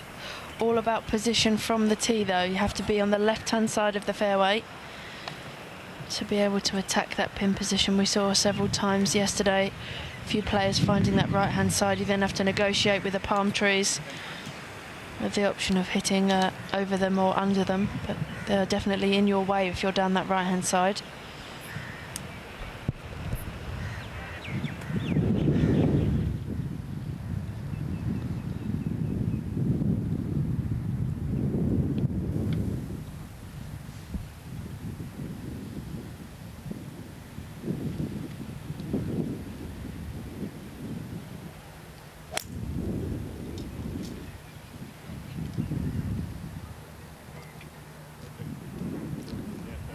Pulled it a fraction, but that's well short. That's only about 210 yards from the tee, so perhaps she's leaving herself her favourite number. You see that quite often. We will see. We'll be back with Charlie in a few moments' time as she moves towards the end of her second round at this 2014 Omega Dubai Ladies Masters. The plots are thickening at the moment. Fang still with a 2-shot lead.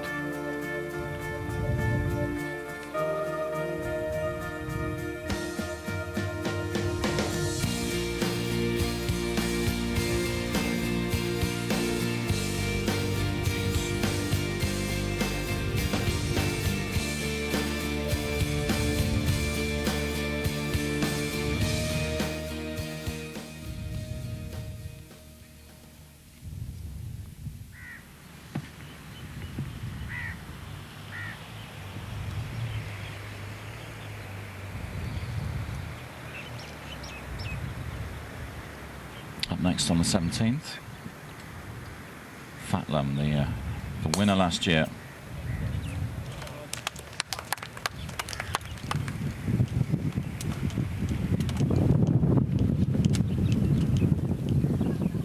Nice tee shot.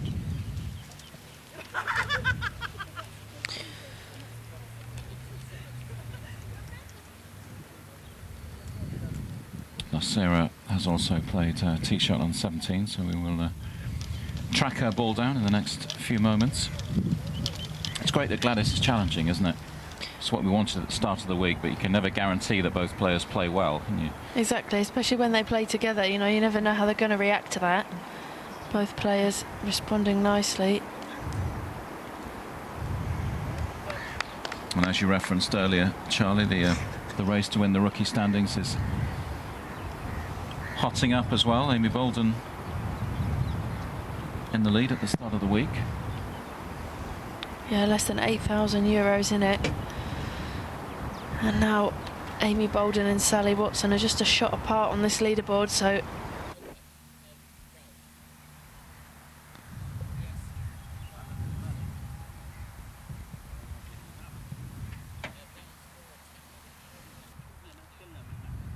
still on break, Rob.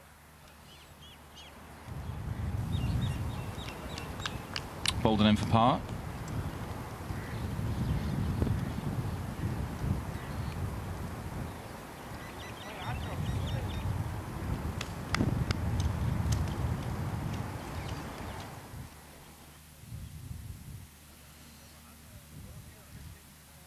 this lady going along very nicely today, Nora Tamanen. 5 under par for her round, and she's moved up from 44th place to be in a tie for 5th currently. Yeah, it's a good day by anyone's standards, isn't it? Healthy jump up the leaderboard. That's not too shabby either.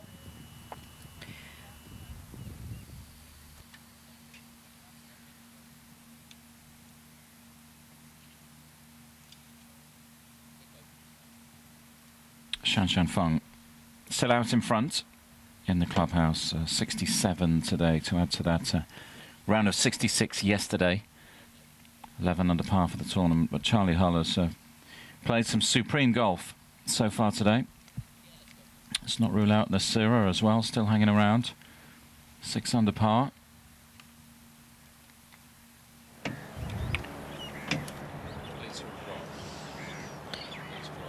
This is the ball of Leanne Pace. She's found an area of desert scrub.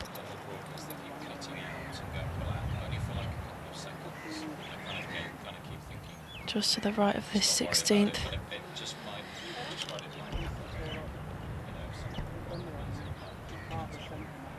Struggling to see the flag from where she is there.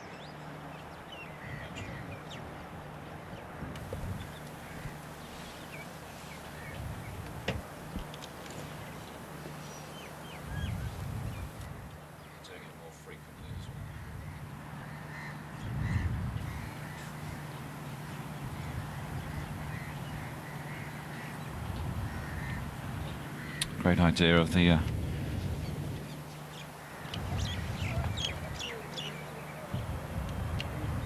course these ladies are challenged with this week. Mixture of the desert scrub, the palm trees, Dubai city skyline not too far away, providing some dramatic backdrops.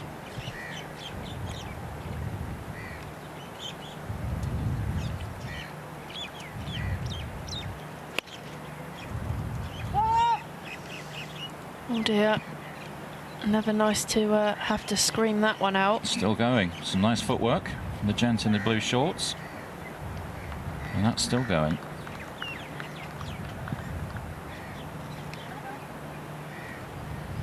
And Marshall racing off to the left.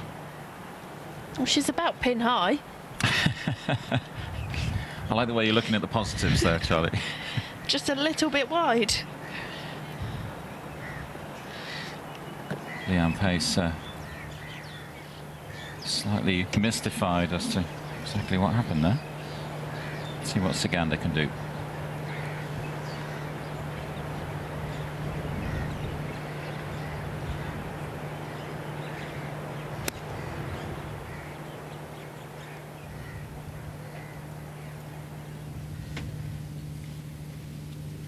Bang on line in sharp contrast to Leanne Pace's second shot. Up on 17, Charlie Hull, 130 to the pin.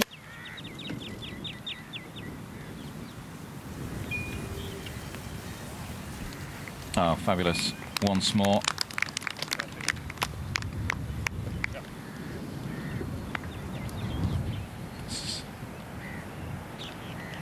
Provisional ball for Leanne Pace.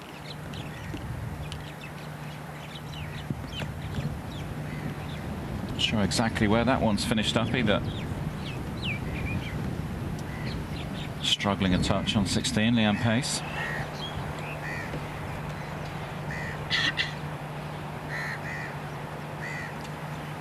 Headwall's turn.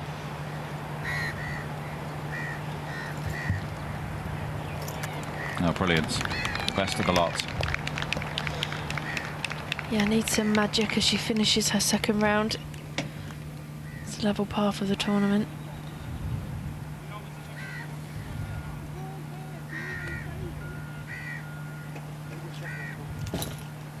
Let's take another look at the first shot. You can see there she took it very, very heavy. Off the path. Skipped its way down there. Through the spectators, and it kept going. It's heading towards the swimming pool at this Emirates Golf Club. Yeah.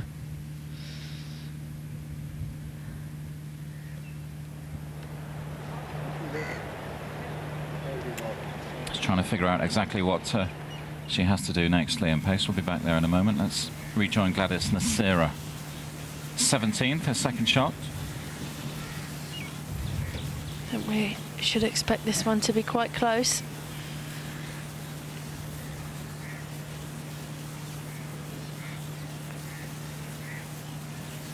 Not bad at all. Perfect position to be putting from below the flag. Now, not quite sure what Leanne's doing here.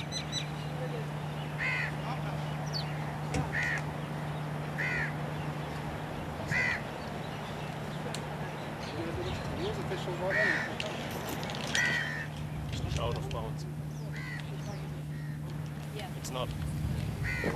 Fatlam for birdie. Up on 17.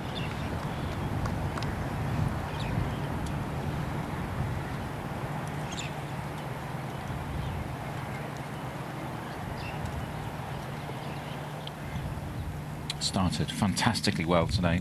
Fatlam birdied the first and the second. Both par fours. Drop shots on the 6th, the 12th, and the 15th, though, for the defending champion.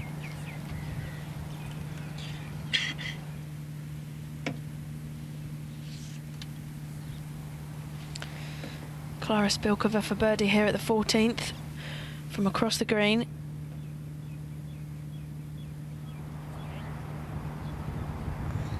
Good judgment of pace there.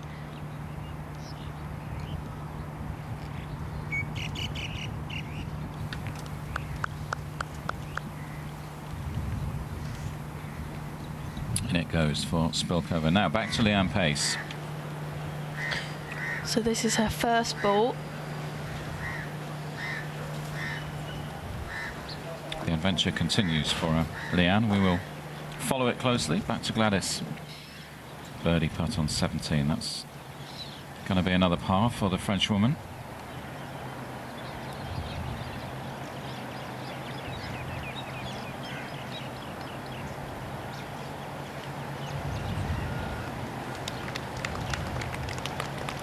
Three under for today, 6 under for the tournament.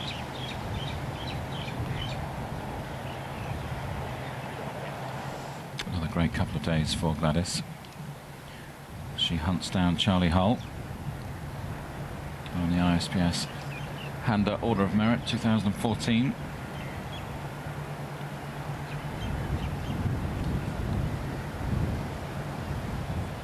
And here she is.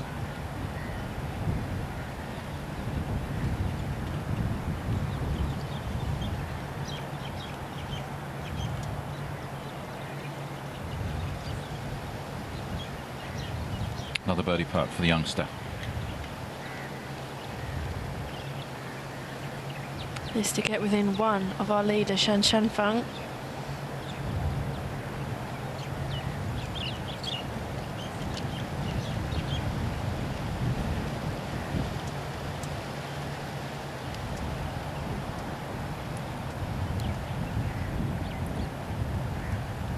I was talking at the start of the week about the fact it's the first time she's had a coach here at a tournament for a while. She's helping her out this week, of course.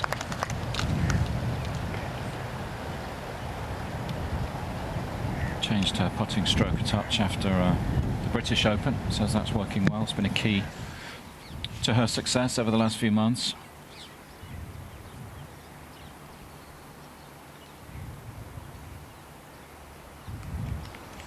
Safely in for Masson.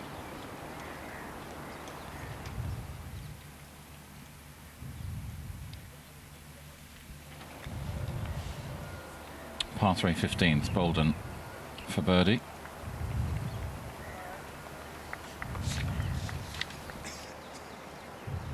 Did you mention the So Leanne Pace is still trying to work out where her nearest drop is from this path.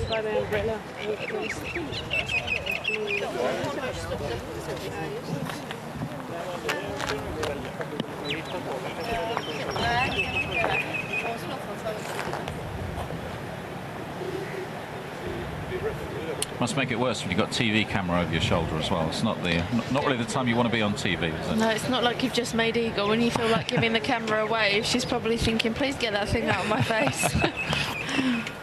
She's quite a calm character out there. Yeah, she's pretty chilled out on the golf course, Leanne, isn't she? Keeps her emotions under control. And I guess important in these situations, Charlie, just to take her time and make sure it's a damage limitation exercise at this stage. Yeah, there's no point dwelling on what's happened and making more of it than it needs to be. So Leanne's got a great temperament. I'm sure that shot's already forgotten about. Now 18th tee, Charlie Hull. 1 hole to play of her second round, 2 off the lead. And one of the more interesting holes on the golf course, this one, isn't it? Par 5, 90-degree dogleg left.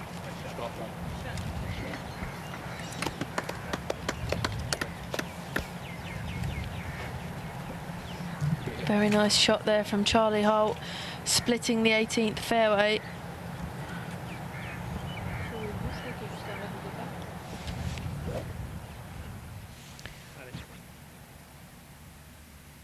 Nora Tamanen, unlucky on this occasion, but it's had a great day. It's come from nowhere today. Tamanen flying the Finnish flag. Let's see what Nasira can do on the 18th tee. Won't want to make any silly mistakes just with a hole to play. Want to stay as close to Charlie Hull as she possibly can. Literally. Just a couple of paces away from Charlie's drive there.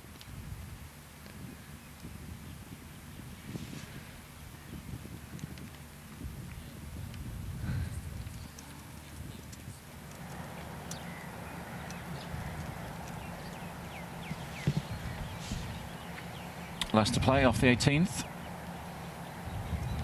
High star, Fatlam.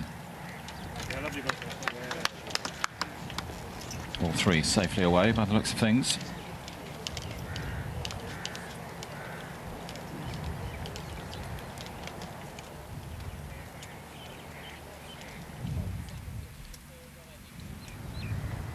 Now back to Amy Bolden, the youngster from Wales.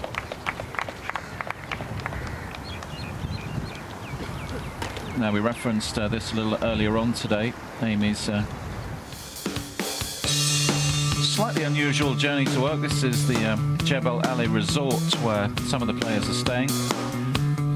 Jumped on a seaplane alongside that Kelsey McDonald, I think, there in the back. There she is. And took in some of the sights of this iconic city. The Palm, of course, we saw there, some of the skyscrapers, and there's the golf course that's our home this week.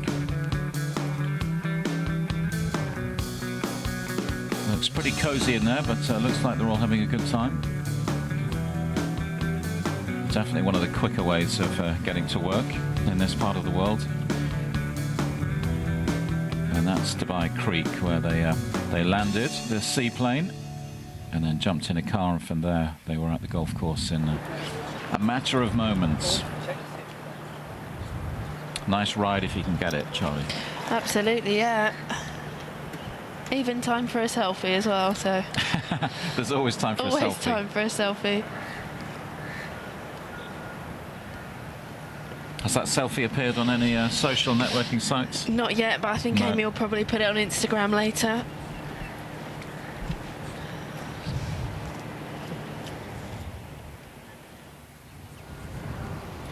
Yeah, Leanne Pace just still trying to sort out that mess up on 16. Back on the 15th, par 3, tied for 9th, Caroline Masson, but she will be less than impressed with that tee shot, that's for sure.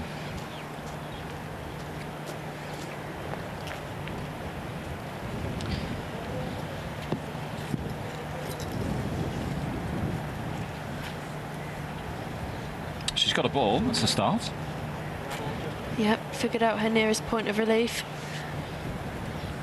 Just needs to try and make sure this one doesn't plug. Just see the flag in the distance, just to the right of that tallest palm tree.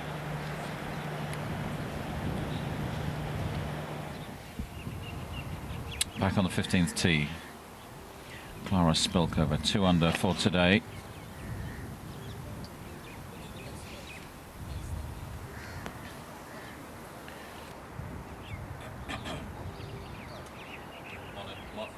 Monitors are getting worse, Rob.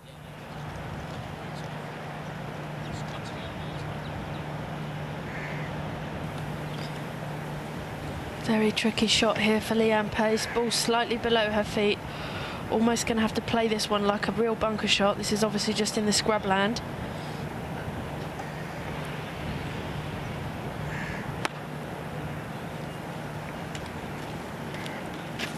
That's a fantastic result from where she was. Played it absolutely fearlessly. And about 10 feet left for her par. It's a good result considering that she played a provisional ball and was perhaps expecting to lose the ball. Yeah, less than conventional par if that putt drops, to say the least. We'll be back there in a few moments' time, coming towards the end of the second round, the 2014 Omega Dubai Ladies Masters. Still Shanshan Feng, but with a narrow lead now, just 2 shots over Charlie Hull.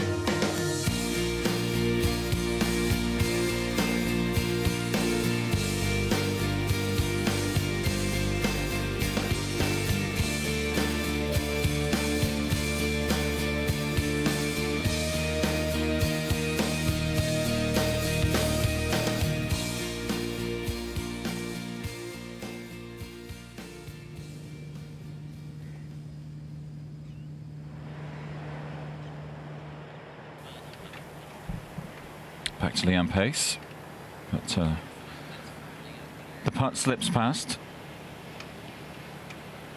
We will clarify exactly what that putt was for. So pretty soon it'll be a drop shot for the South African. It's back to the 15s, Spilkover.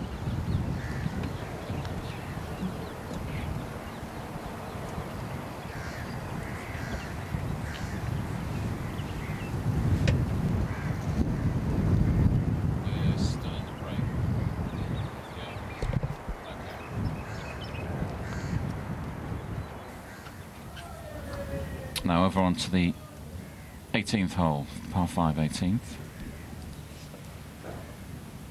22 birdies today, 10 bogeys. But all 3 players in healthy positions.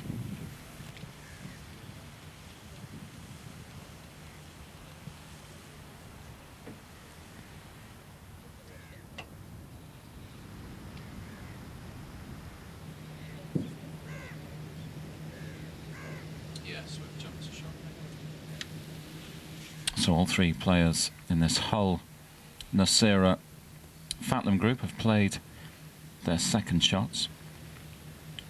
Laid up ahead of the water. That's the challenge that faces them.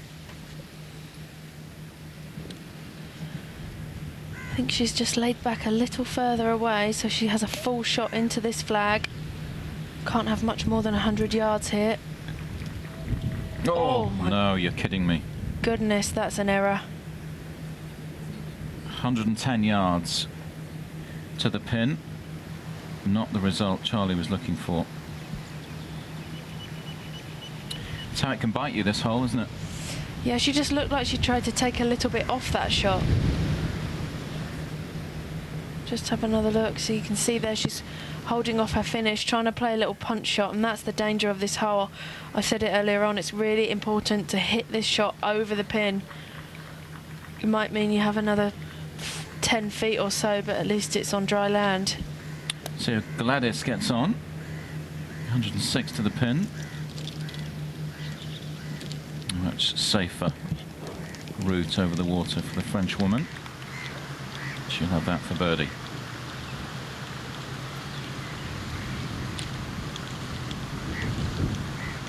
Oh, it could be a key moment in the Order of Merit race, couldn't it? If she sinks that birdie putt. Charlie makes a mess of this last hole. Certainly could. Charlie's now got to get up and down to save bogey here, so work to do.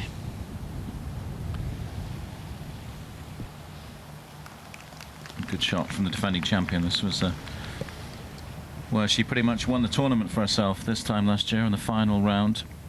Fabulous third shot to within what, a couple of feet, wasn't it, to pip Stacey Lewis to the post 12 months ago.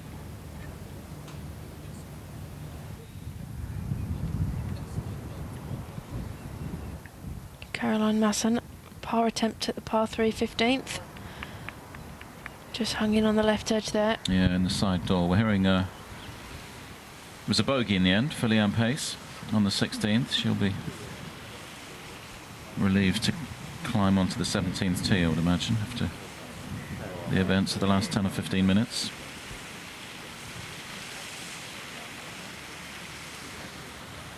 So Charlie Hull, you can see from the right of the picture, still the wrong side of the water. Her caddy's there just pacing out. I suppose she has a number that she wants into the flag.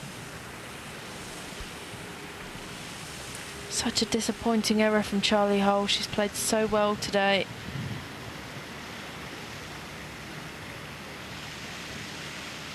Got within 2 of our leader, Shen Feng. And now looks like dropping at least a shot here.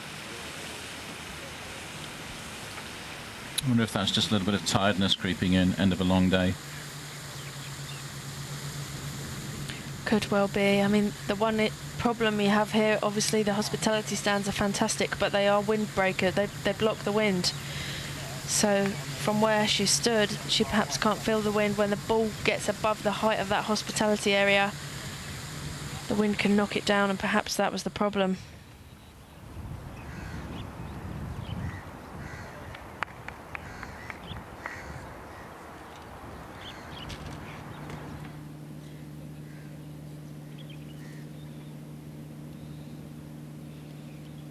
Amy Bolden looking to finish strong here at the 16th.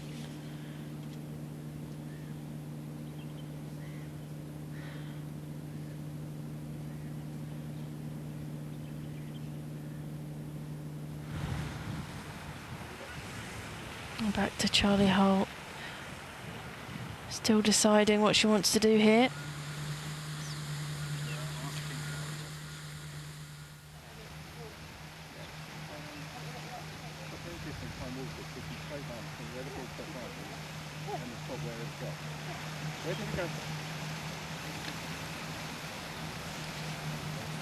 Fabulous closing hole, this, isn't it?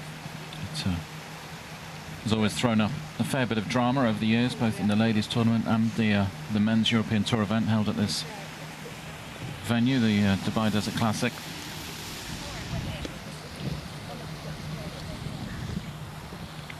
Those brave enough to go for the green in 2 towards the closing stages of tournaments.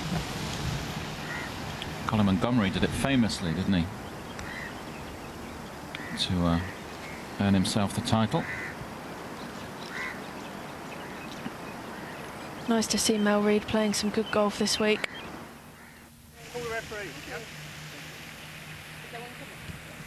1996 that Monty won the event here.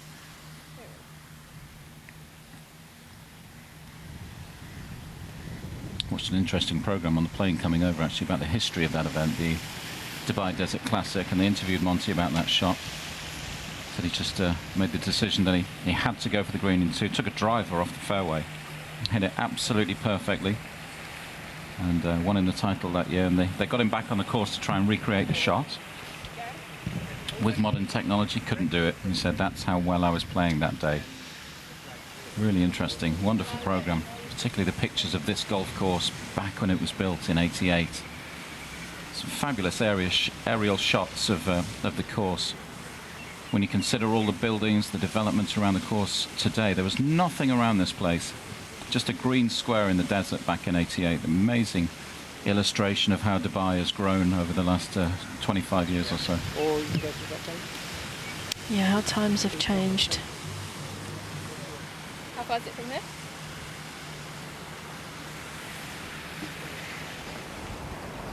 Melissa Reid with a birdie opportunity here at the 13th to get to 5 under par.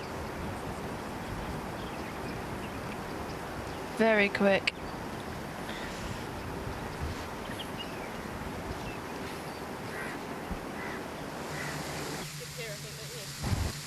Still in discussion, Charlie Hull. Here's good.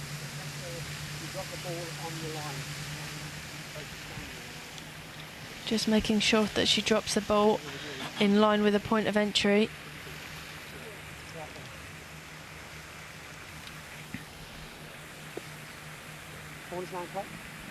Confirmation that that ball is now in play. So we go back to Mel Reid, who's looking to tidy up for her par.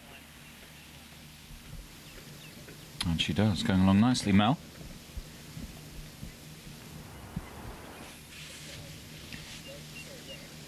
So all eyes on Charlie Hull.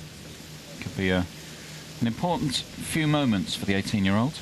The next 5 minutes or so in the context of this tournament.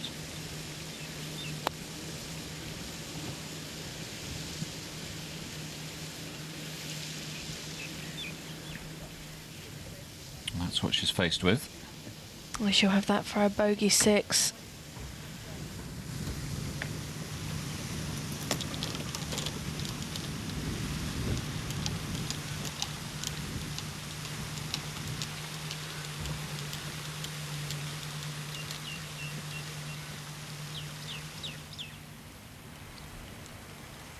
Just opens the door a touch for Gladys Nasira, doesn't it? Just to close that gap in the dying stages of the second day in Dubai. It will make things very interesting going into the third round if she does close that gap a touch. 3 shots behind Charlie at the moment. It looks like changing, particularly if she sinks that birdie putt, the French woman. Here she is.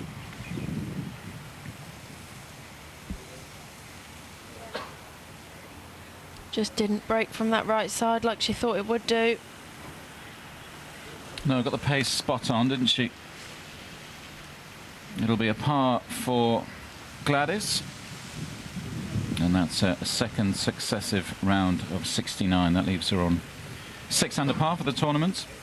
2 very solid days.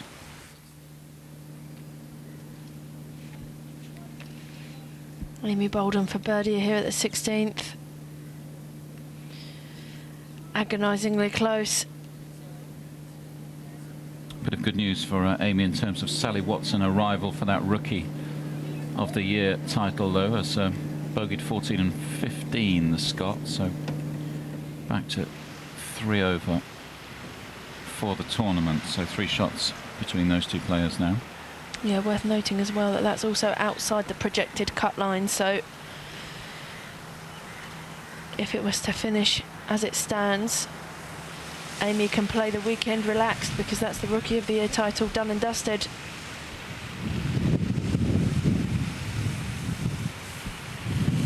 Fatlam to putt for birdie on the 18th. And it's going to be a par for the defending champion as well.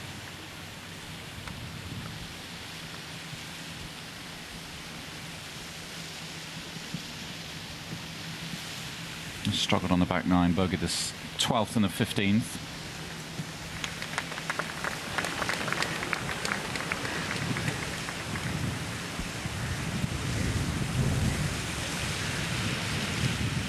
Level par 72 for the Thai player today. 4 under for this tournament. Now Siganda's in an interesting position here on the right hand side of the 17th.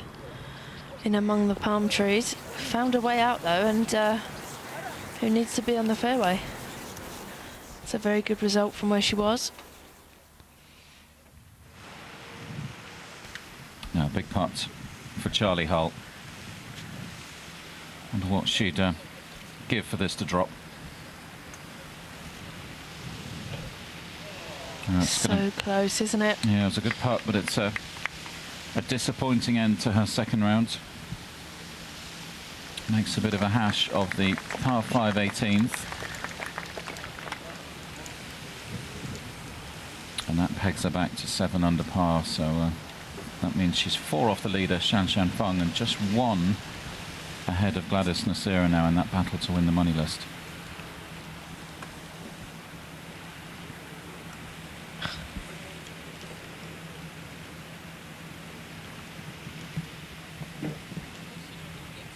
Still very much all to play for in the race to win the ISPS Handa Order of Merit.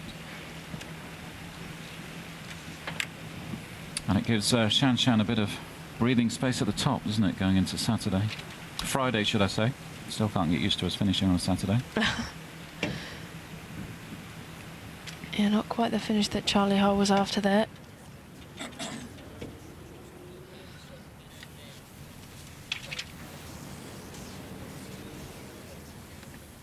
Shadows lengthening across this margeless course at the Emirates Golf Club.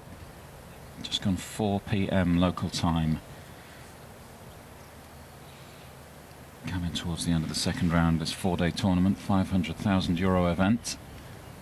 Final tournament on the 2014 Ladies European Tour calendar.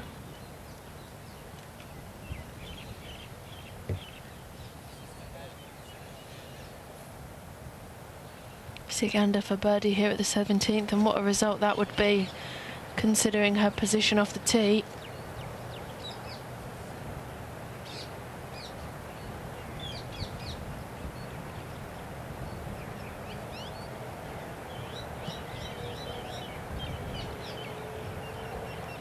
Up the hill.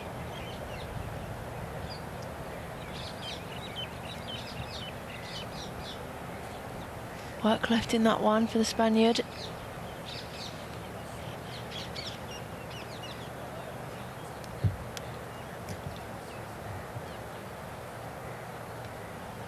Five under at the moment, tied for 6, Siganda.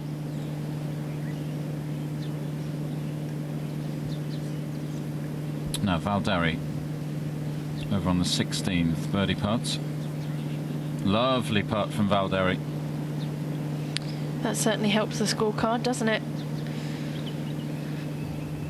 Gets her safely inside the top 30 in the leaderboard. Yeah, should give her a good feeling.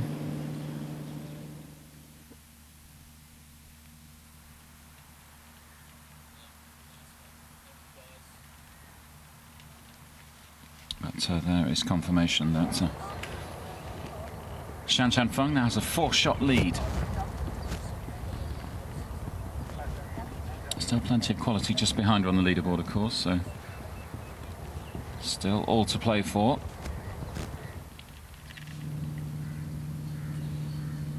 And a lot of players just behind her on the leaderboard who know what it takes to win as well, so I'm sure Shan Shan won't be taking anything for granted just yet.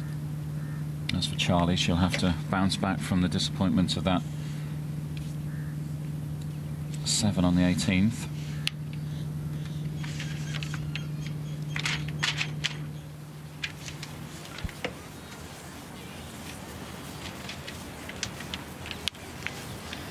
It's going to be a drop shot for Carlota Siganda. Second drop shot inside 3 holes for the Spaniard, so just wobbling fractionally, coming towards the end of her second day in Dubai.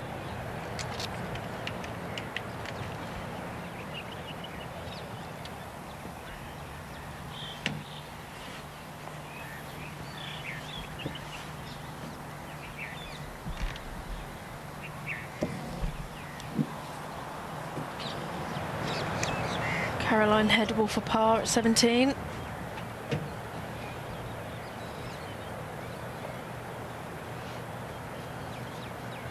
She stays at 1 under par for the tournament.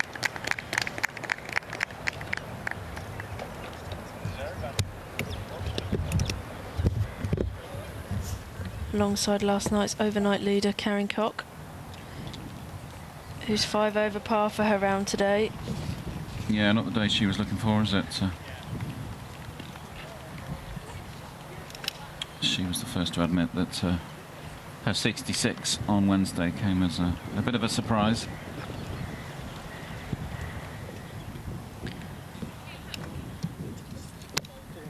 Amy Bolden with caddy Neil Carter on the bag this week. Caddy for Trish Johnson when she won in Scotland this year. Yeah, nice to see Trish back in the winner's circle, isn't it? Archerfield Links, slightly different temperatures than those we're enjoying this week. Lovely golf club that though, isn't it? Yeah, it's a stunning setting.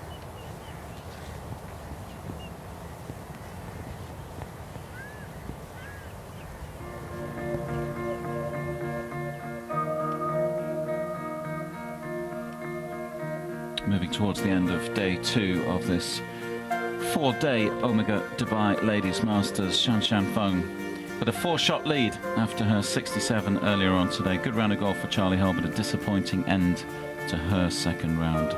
Plenty of quality below them on the leaderboard.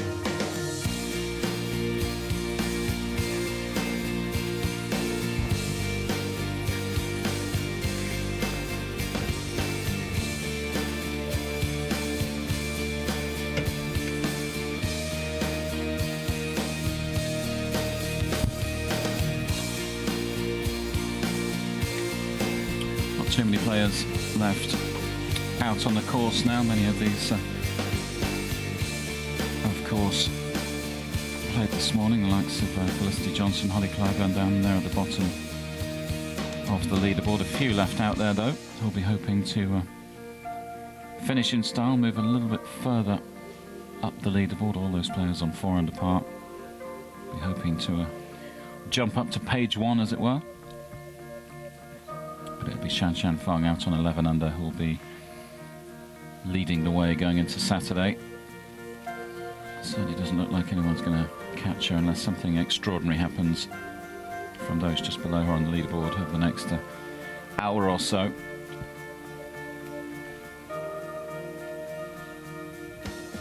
Another good day for Holly Aitchison, moved to 3 under par. Good round of 69 from Frenchwoman Jade Schaefer.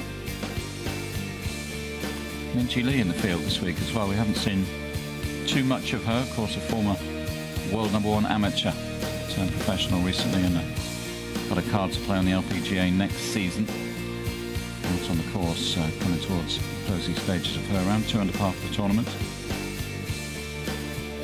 And there's the overnight leader, the European Solheim Cup captain Karen Koch. 1 under par for the tournament, so it's gone backwards today, but still under par. Now about to take on the 18th, Carlota Ciganda.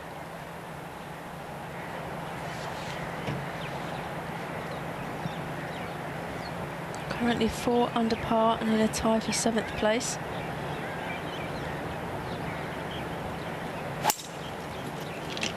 You can see there she's aiming well left, so cutting the corner of this dog leg.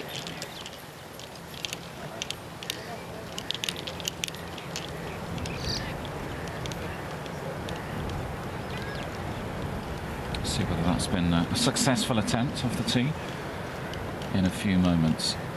Certainly has the capabilities of getting onto the green in 2. We'll see.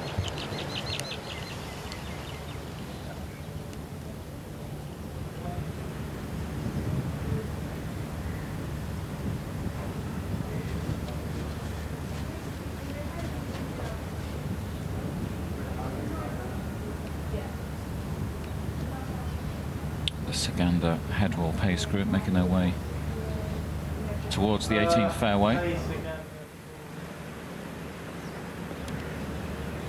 All 3 players under par, of course, Headwall and Ciganda. Solheim Cup teammates. Leanne Pace came into this week in fine form. Won on the LET, as we mentioned earlier, in South Africa on home soil not that long ago. And then claimed her first LPGA trophy over in China a couple of weeks ago. Great season for Lian.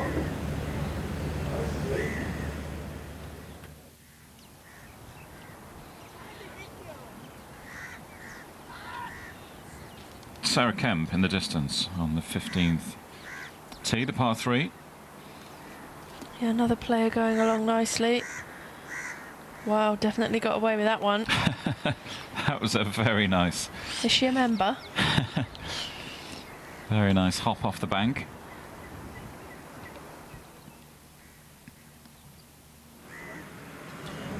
She's starting to look like it's been a long day.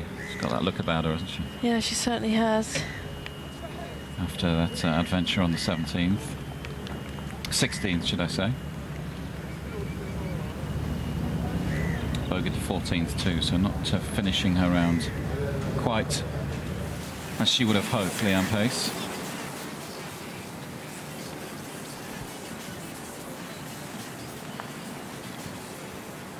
Golden on 17.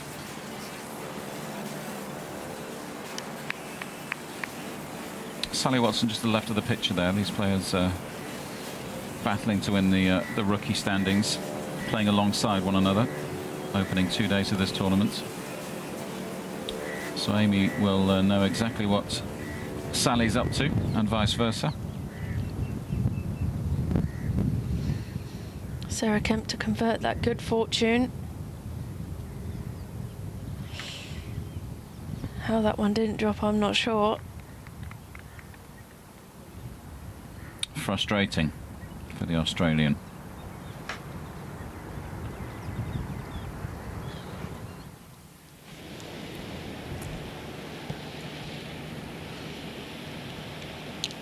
VIP boxes in the distance and the stunning Dubai skyline beyond.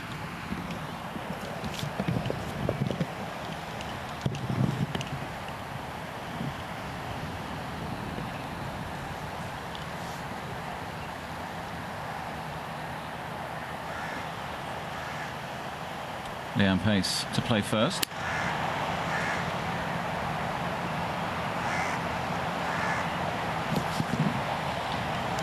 That's not what the doctor ordered. Going to be very difficult to control the spin going into the green there from the rough. Now, what's Carlotta planning here?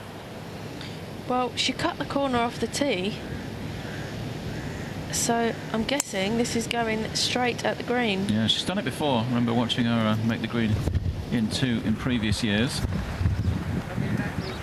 She's done it with ease. Taking a safe line, very sensible. Not the easiest of chips though. Straight down the hill. Haven't seen too many players get over the water in 2 this week. Of course, we saw Laura Davies'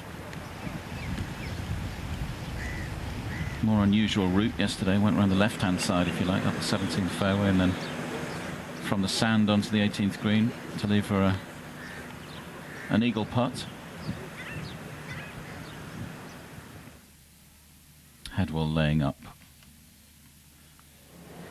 Now over to Mel Reid on the 15th.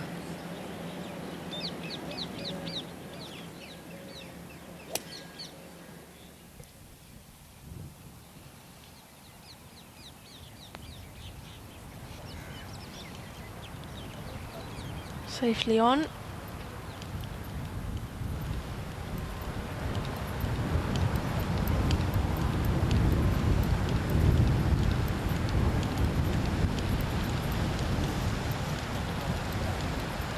And we'll get a better idea of where Lian Pace's ball has stopped.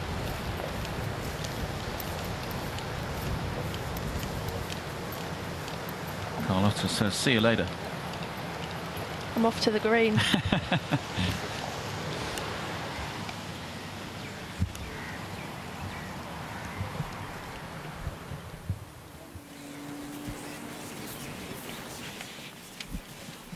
Masson tackling the 17th.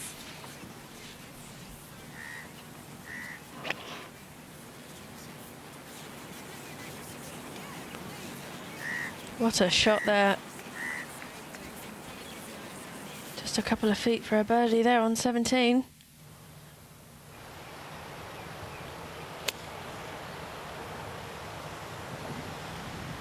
Leanne's third. Over the water, that's a good shot. Got there in the end.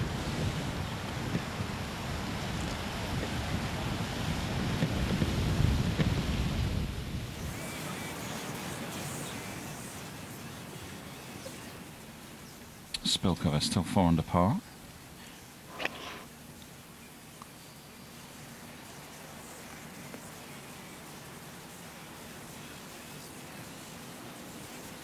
There's a slope there, it's just gone the wrong side of it.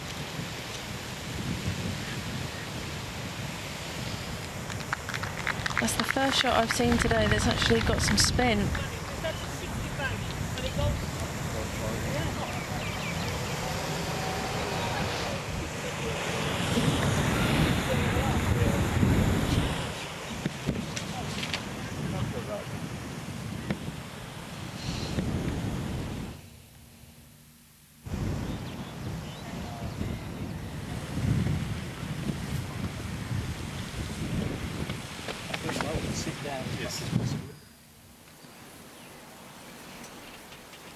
Valentine Derry looking to finish strongly.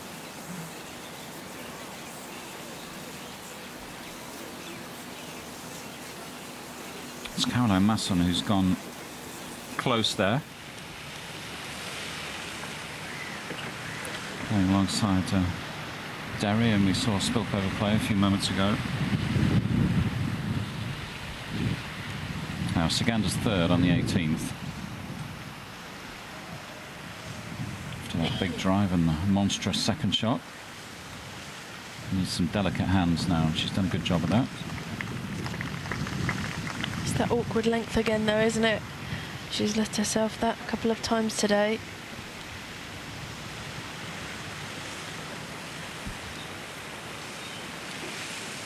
Will be frustrated by the closing stages of her second round. Bogeys on 15 and 17 before that, so it was going along nicely. Needs a birdie for a round of 70.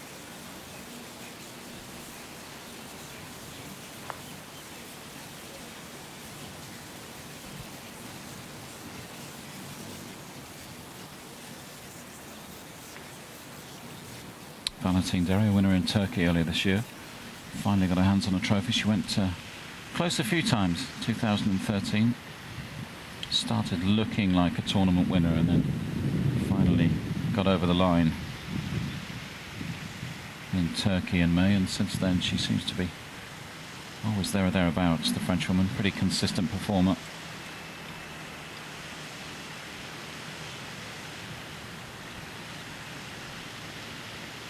It's like Caroline Headwall preparing to putt.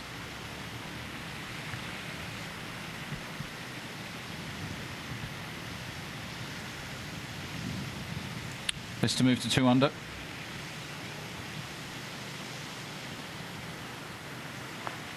This would be for a round of 70 if this decides to drop. It's not going to, so looks like being a round of 71 for Caroline. Yeah, it hasn't really taken the course by storm yet, but we have seen so often what she's capable of.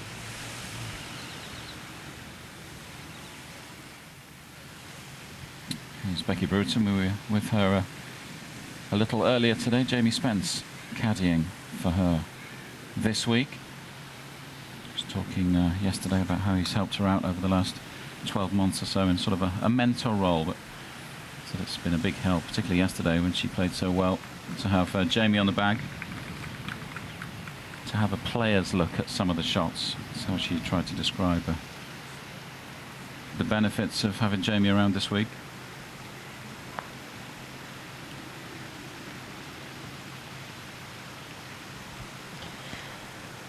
That's just a par for Leanne Pace. In the clubhouse at 4 under par for the tournament.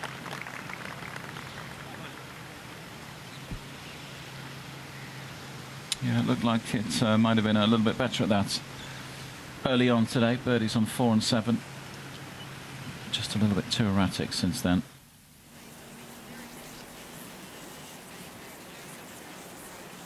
Now Spilkover back on 17. Chance to move to 5 under.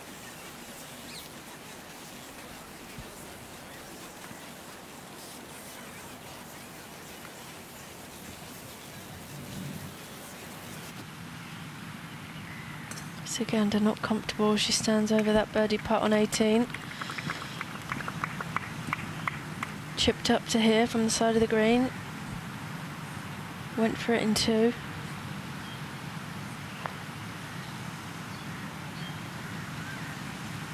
Not to be for Carlotta. That was an opportunity to join Cheyenne Woods on 5 under for the tournament, but she'll have to settle for 4 under this evening. Good enough for a tie for 7th at the moment. Oh, there's a whole host of players on 4 under par. 10 in total.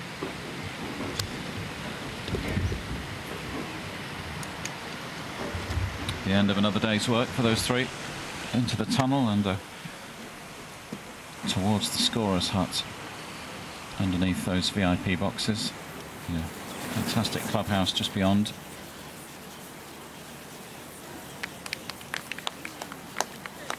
That's a good birdie for Masson.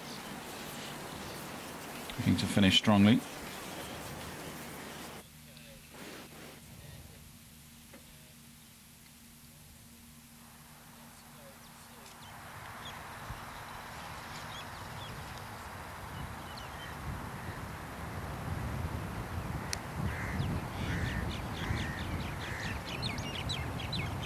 Melissa Reid putting.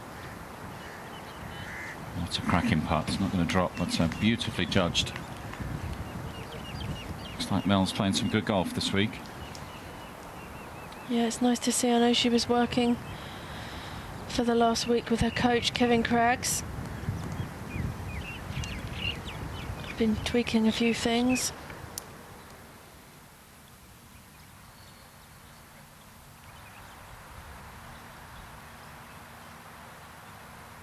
Not long now before we bring the curtain down on day 2 in Dubai. The Omega Dubai Ladies Masters. It's been another entertaining day full of quality golf. Shan Shan Feng treated us to plenty of that early on today. 67 for her. She's our leader at this stage by 4 shots from Charlie Hull.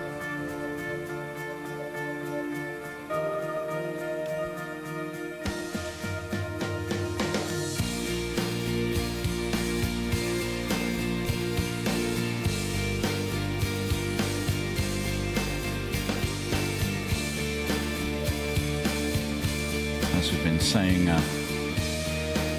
throughout yesterday and most of today, lots of quality on that leaderboard though, and some nice stories developing as well, of course. Let's not forget that race for the Order of Merit title on the Ladies European Tour between Charlie Hull and Gladys Nasira. Hull around 22,000 euros ahead of Nasira coming into this, the final week on the calendar. And Gladys has Charlie in her sights, so we will continue to follow that storyline throughout the weekend. Great round of golf from Cheyenne Woods today. If you don't know too much about Cheyenne, the niece of Tiger Woods. She's been a member on the Ladies European Tour for a couple of seasons. Good to see her over here in Dubai. First time in Dubai for Cheyenne. Enjoying her stay. 69 today to move within 6 of the leader. Caroline Masson still out on the course, so potential for the young German to creep a little bit higher up the leaderboard, perhaps join those players on 6 under. Nordqvist, Tamminen. What about that today from Tamminen? 66 for the Finn. One of the best rounds of the day. And another 66 down there towards the bottom of that graphic. Elizabeth Estel, the German, moving on to 4 under par.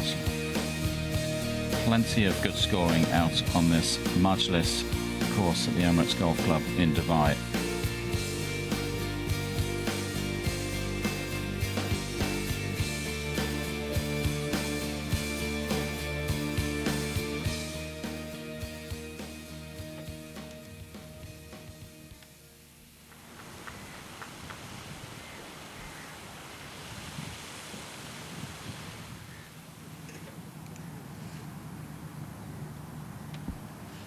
back to Amy Boulden. In the late afternoon sunshine. That'll do. Didn't look too happy with that one, but I think she'll take it.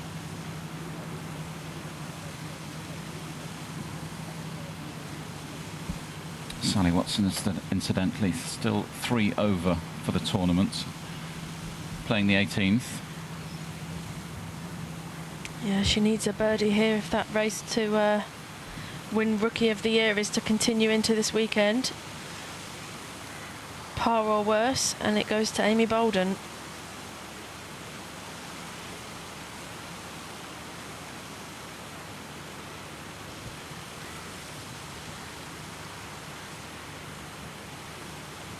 So a couple of big shots coming up for Sally Watson in the context of the race to win the Rookie of the Year leaderboard. At the moment, missing the cut. As you rightly say, Charlie. Needs a birdie at the last to sneak into the weekend.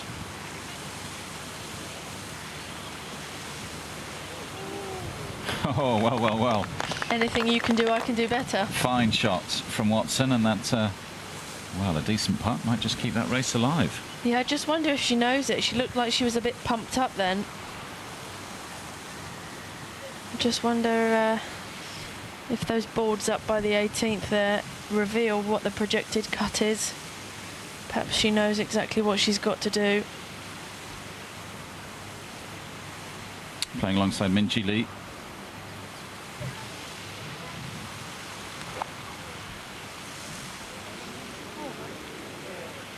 Going along great today. She's not done a Charlie Hull, has she? She has. Yeah, 5 under par for her round so far, but looks like she's going to drop at least one shot here. Can happen to the best of them.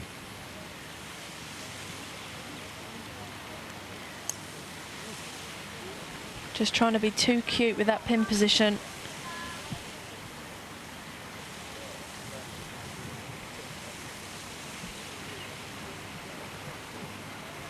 We saw this hole bite Charlie Hull not so long ago, a 7 for the Englishwoman. She was within 2 of the leader, Fung, before finding the water. Almost identical to that shot from Lee.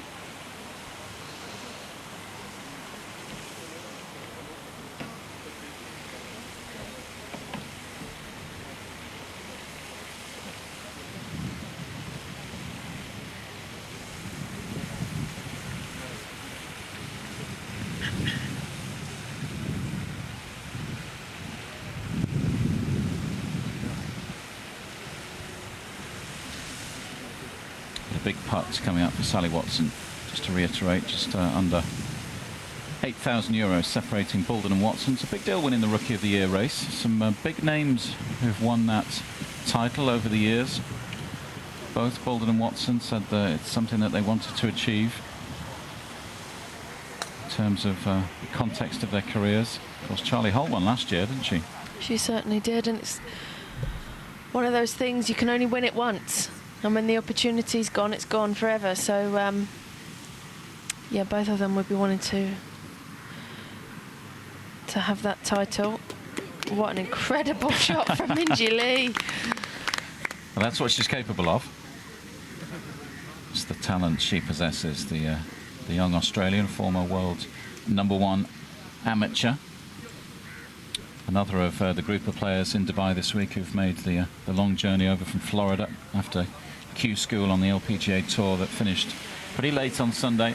So like Charlie Hull, Cheyenne Woods, a few more who are in the field this week, has the right to be feeling a little bit jaded this week, to say the least, with the length of the journey from the US and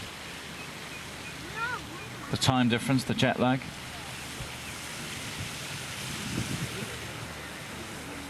It's not just the jet lag, though, is it? Those long-haul flights, just tough on the body.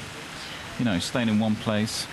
Yeah, it's very difficult, especially if you're one of these people like me, don't really sleep on an aeroplane, and you can't really get your rest, and you sat bolt upright, and it's quite uncomfortable. The person in front of you put their seat back and things like that. That's a good bogey in the end for Minjee Lee. It's very easy for everything to seize up on one of those long haul flights, isn't it? So it can take the body a couple of days to recover. I remember a few years ago, Marianne Skarpnord was actually out for most of a season from the flight over to Australia. So she picked up an injury just from sitting on the plane in an awkward position. So that is a bad flight. That is a bad flight. Puts you out of the season. Or a chunk of the season. Par for Amy Bolden. And that's a round of 74 today. Level par for the tournament. Currently tied for 44th. Into a busy day too after that early morning seaplane journey to the course. Now back on 16, Mel Reid.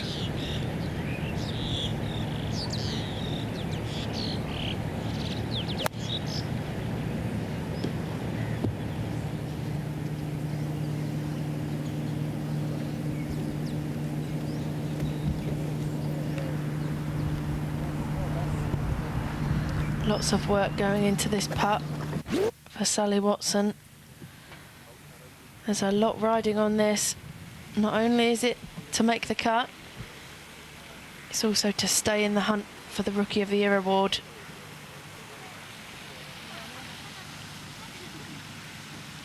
What do you reckon, Lee? Well, I was just about to say, without taking sides, I want this to drop because I want the contest to carry on for another couple of days. And I think with only 8,000 euros in it, it could be really interesting. It'd be nice if it went into the weekend, wouldn't it? Certainly would. Make for interesting viewing, that's for sure. She says mental toughness is one of her strengths. Let's see how it holds up over the next 30 seconds or so. Here we go. Sally graduated from Stanford University. Also the home of Tiger Woods in his university days.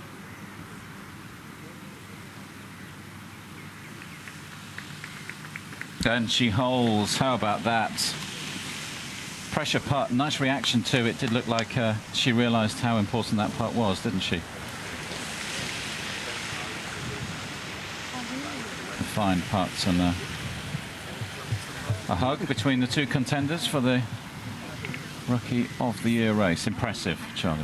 Very impressive, you know, to do that under the pressure. You know what you needed to do, and she went out and did it. That's serious kudos to Sally Watson. So it looks like we'll be seeing more of the young Scot over the weekend, and that race will continue. Reid on the 16th looking to sink this birdie putt. The crowd were willing it on. They were, weren't they? Bit of encouragement from those behind the ropes.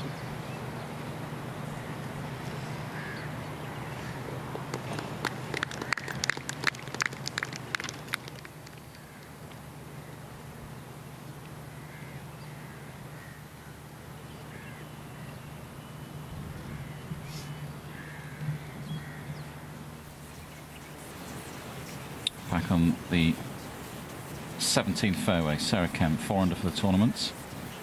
Bit of an awkward lie ball below her feet there.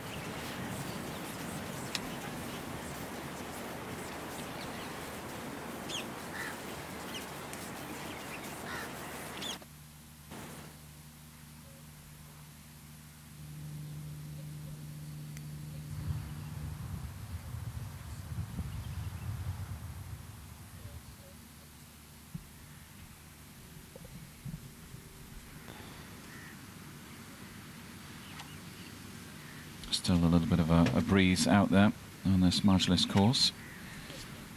See how Caroline Masson deals with that. 3rd into the 18th, 5 under. Chance to join those players on 6 under if she can sink this putt. Oh, that grabbed, didn't it? Certainly did. Playing partners already on the green, so 3 very nice shots indeed, but that gives Masson a chance to move to 6 under. Would move her alongside the likes of Anna Nordqvist and Nora Tamminen and Gladys Nasira into a tie for 3rd, making a move. Could be a big year for Caroline next year, couldn't it? German on the Solheim Cup team playing on home soil. Solheim Cup has never been staged in Germany before. The competition between the US and Europe that takes place every 2 years. Big deal for German golf. I'm sure the German fans would love to have either Caroline or Sandra Gall or both on the team. That was Sophie Walker, ball there just to the left of the drop zone, as we see it. Just giving those in the VIP box a bit of a fright there. Yeah, just in case they were taking an afternoon nap, she just thought she'd wake them up.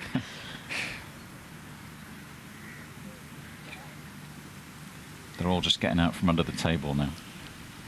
It's all right, it's safe, you can come out now. Coffee everywhere.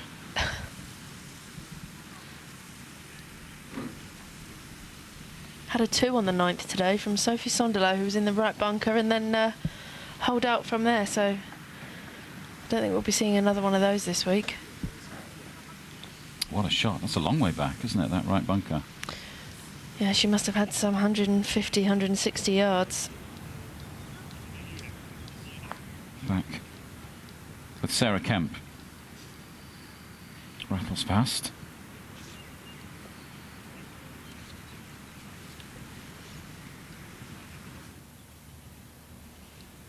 Still looking for her first Ladies European Tour title, Kemp.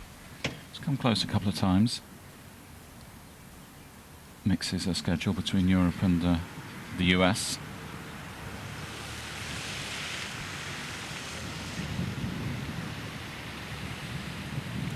Now Valdere, the French woman. Chance to finish the day on 3 under, but that's going to pull up short.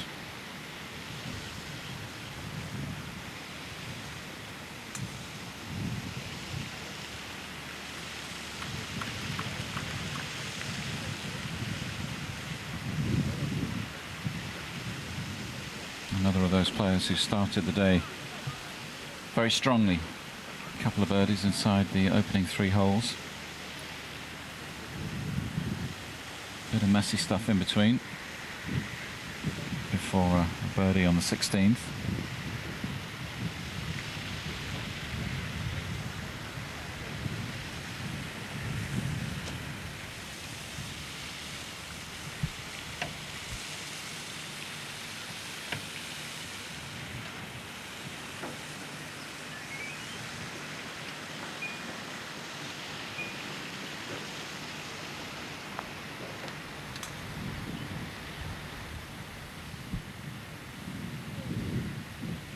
Sarah Kemp in for par. Let's rejoin Klara Spilkova on the 18th. Fabulous front 9 birdies on 3rd, 4th and 6th. Another on the 11th. Was 4 under for her round at one stage. Just a bit of a wobble on 12 and 13. Couple of bogeys. But still looks like being a good day for the young Czech.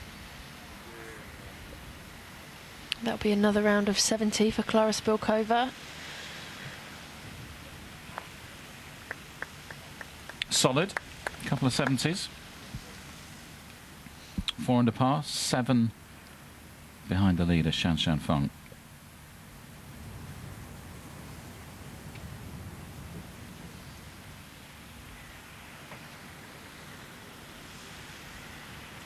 That's a big putt coming up for Caroline Masson.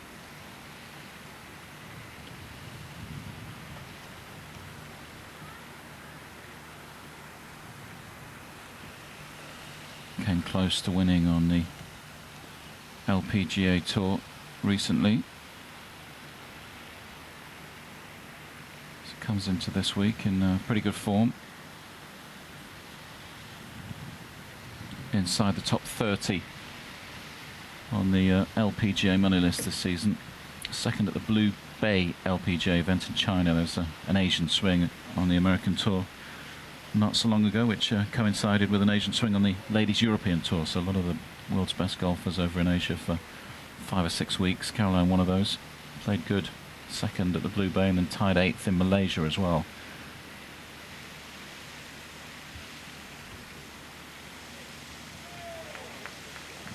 This to get her in a tie for 3rd, alongside Anna Nordqvist and Nora Tamminen.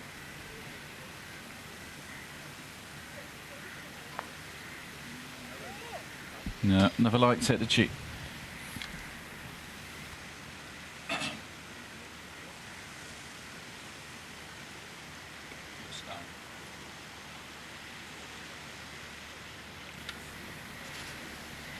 Five under then for the tournament.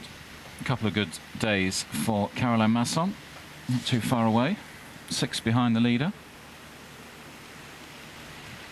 Showed her quality so far in Dubai. I think she's a bit frustrated. She treats us to a few emotions out on the golf course, doesn't she, Caroline? One of the more entertaining members of the tour. And she'll be one of a number of players hoping to chase down Shan Shan Feng over the weekend.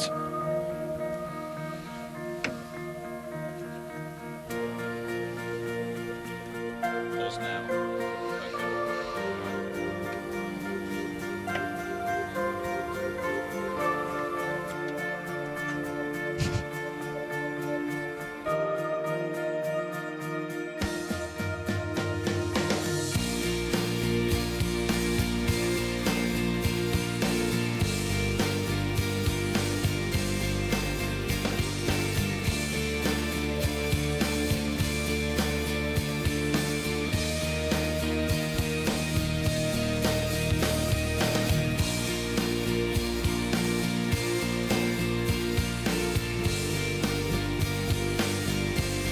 Of very low scores today on that leaderboard. Nora Tamanen, the Finn, and Elisabeth Estel, the German. A couple of rounds of 66, but once more Shan Shan really shone today. 66 yesterday and backed it up with a 67 today, so proving that she can do it day after day. That's why she's the world number 5. She has a pretty healthy lead going into the final 2 days in Dubai. Kind of get the feeling that there's plenty more good golf to come from Shan Shan, so if there is someone in that pack who can chase her down, they're going to have to play very well indeed over the weekend. We picked out Shan Shan and Charlie Hull yesterday, Charlie, as our sort of players of the day. Those two impressed you the most again today? I think so, but I think it's also got to be noted Nora Tamanen and Elisabeth Estel going out there and shooting a pair of 66s. That's seriously impressive. Moving up from down in 50th position, suddenly in contention. Mel Reid right up there as well. Share for 8th at the moment. 4 under par. Round of 70 yesterday. What an incredible shot there from Melissa Reid. A couple of birdies on the 3rd and the 9th today. Never easy to birdie that par 4 9th. No, we haven't seen too much of Karen Koch, the Swede, who was a co-leader after the first day alongside Shan Shan. 66 yesterday, but things haven't gone according to plan for the Swedish veteran today.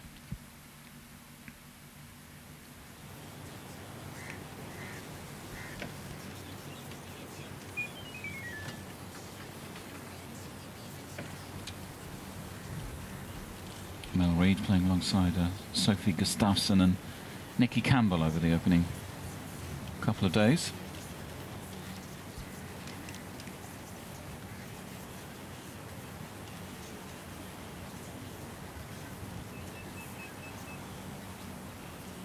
Looks like we might see a bit more of Mel over the last couple of days, the way she's been playing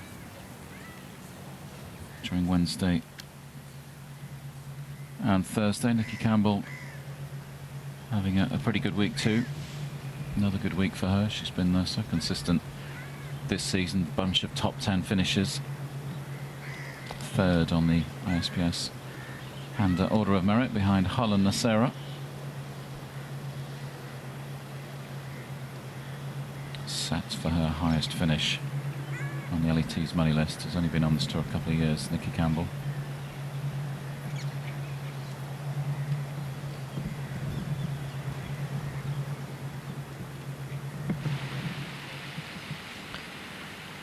Carrying from the back of the 18th green here. Outside chance of a birdie 4. Needs to get going. Very awkward length, isn't it, that she's left herself there.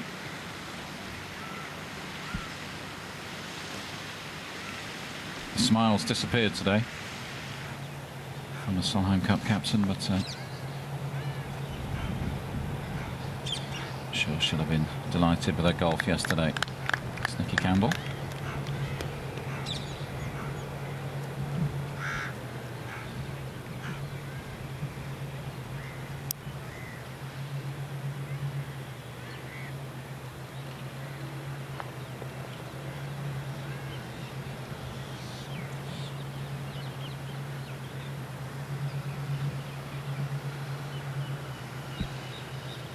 Years of age, born in Canada in fact, but represents Australia on the tour. 9 top 10s to be exact this year, including 3 top 5s for Campbell.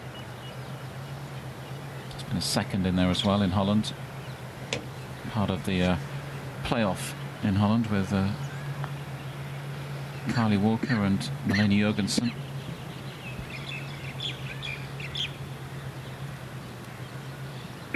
Tied second at the Buckinghamshire as well, Nikki Campbell.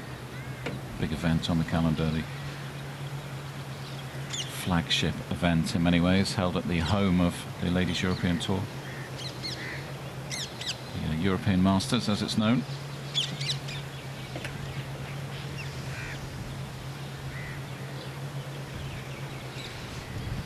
Big putt for Melissa Reid now. This to move up to 5 under par. Being a tie for 6th. Makes it look easy. So nice to see her back at the top of the leaderboard. Caddy Mark Wallington on the bag this week. Caddied for Charlie Hull in the Solheim Cup. Nice tidy card as well, isn't it? 3 birdies on the card, no drop shots. Bodes well for the next 2 days. Ashley Simon.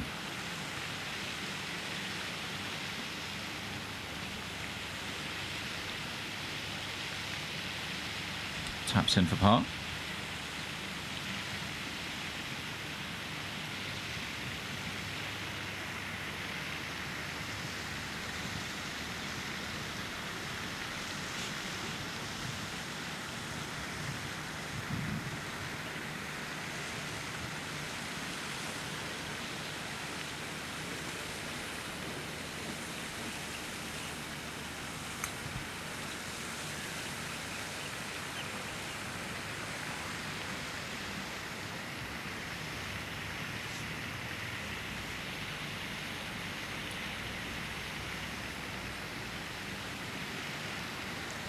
Karen Koch for par.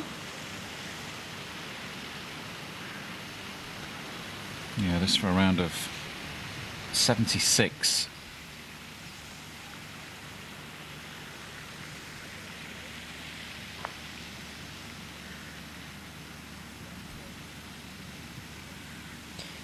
That's a round of 77 to go with her 66 from yesterday.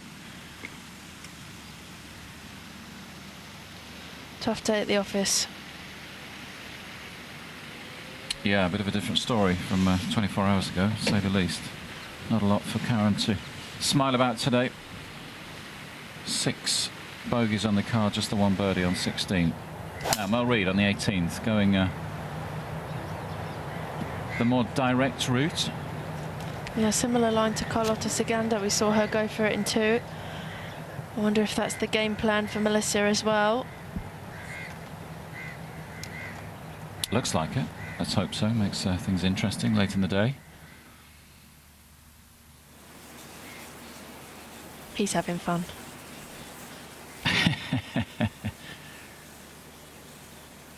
He's going to go across the path if he's not careful. He's going to get dizzy, I know that much.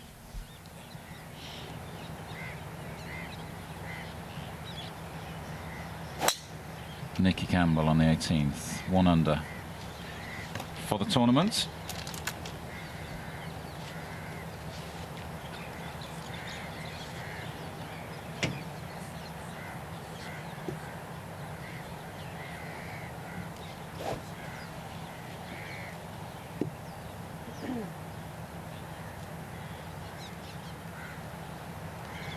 last to play, Sophie Gustafsson.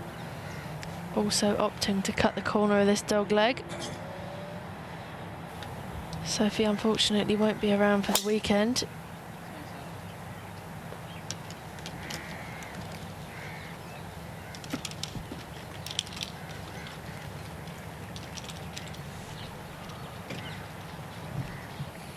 Wasn't the result she was looking for, judging by the facial expression after that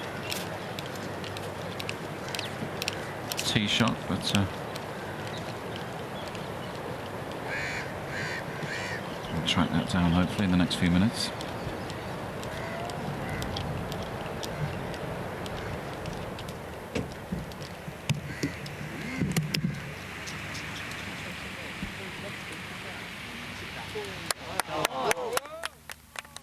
There's Mal just on the bottom of that mini leaderboard graphic, 5 under par, enough for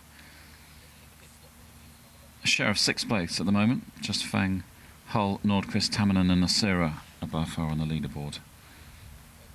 Really good opportunity for a birdie for her as well at 18. If she's cut the corner off the tee, she has a great opportunity to reach the green in 2. And that would get her into a tie for 3rd place.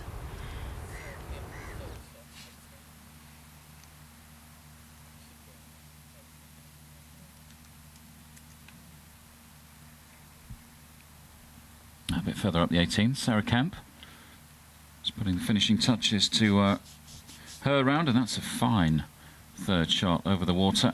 Yeah, especially considering she's coming out the rough there as well. Very impressive. Not much daylight left now in Dubai, just coming up to around 5 to 5 local time. Gets dark rapidly in this part of the world, so not too many players left out on this Majlis course now.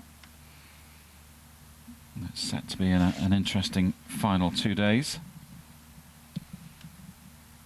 Very much whether anyone can chase down Shan Shan Feng, can stay with her, live with the world number 5 during Friday and Saturday.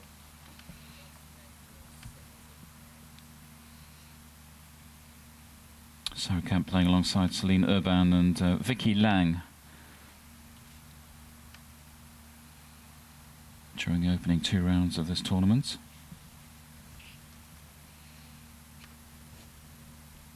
And you can just see in the distance another group of players finishing up on the 9th green, a shared green, the 9th and the 18th here at this Emirates Golf Club.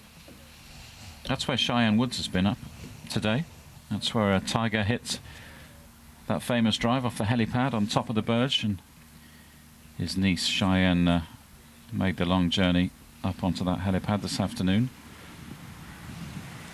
I wonder if she hit a ball off there as well.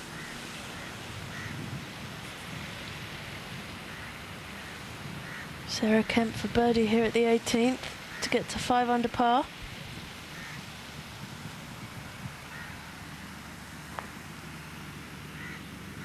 In it goes.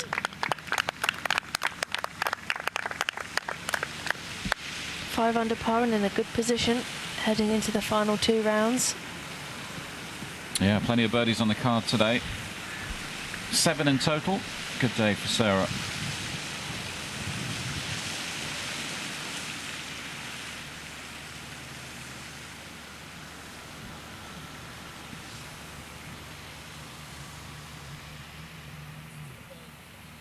Vicky Lang with the opportunity to wrap things up with the birdie as well. In it goes.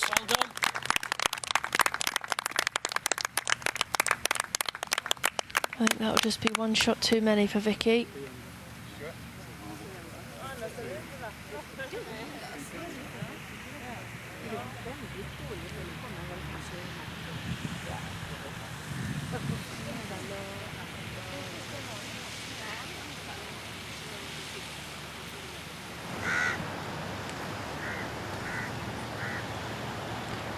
So this is where Sophie's drive ended up, in the scrub on the left-hand side of the 18th fairway. So the option to go for the green in 2 has now been taken out of her hands. safely on the fairway. Nikki Campbell already laid up to the water's edge.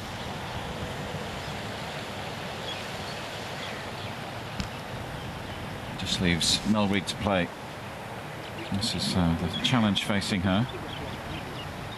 Yeah, the problem she has is that she's very close to these palm trees, so where Sophie had the advantage of being a little further back, being able to hit over the top of them, Mel is perhaps a little close. So just discussing, I think she might be punching it out sideways, taking the risk out of the way, because as you see so often with these palm trees, the ball can actually get stuck in there. She's putting together too good a round to mess it up now.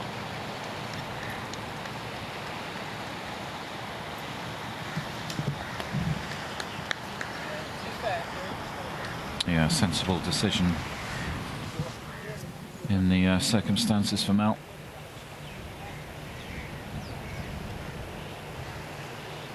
I've already seen today how easy it is to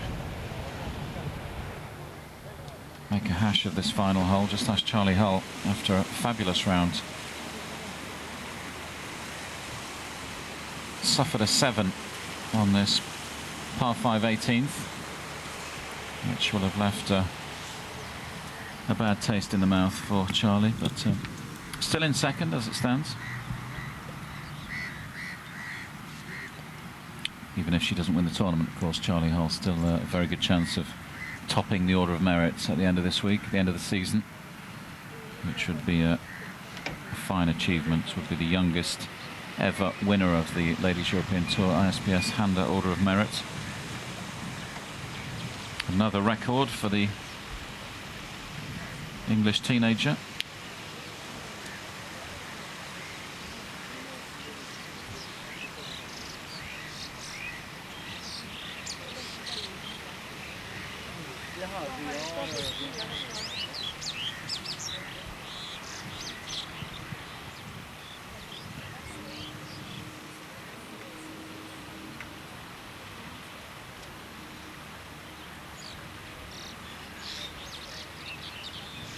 Sun just beginning to set now.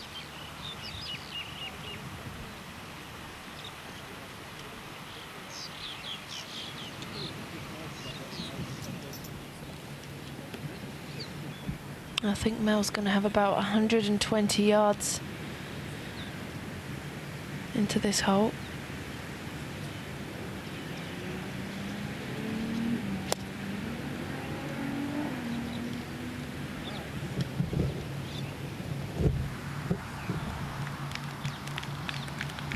On there somewhere, there we go. Not as close as perhaps she would have hoped for, but safely on. A couple of putts for a decent round from Mel. Now, Holly Aitchison, we talked a little bit about Holly yesterday. Good week in India last week, coming into this Dubai event and going along nicely again this week. Yeah, just at the right time as well, just securing her playing rights for next season.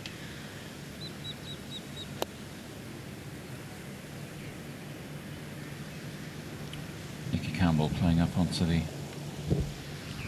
18th green, but did that find the water?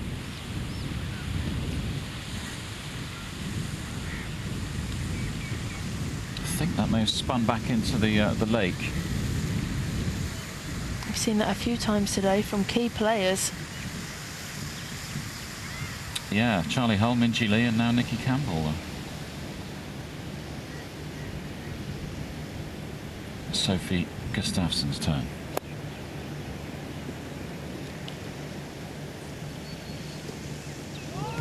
Great shot.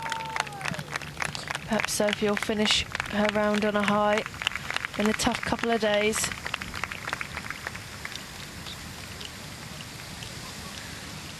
Yeah, takes first prize in terms of the approach shots in this group.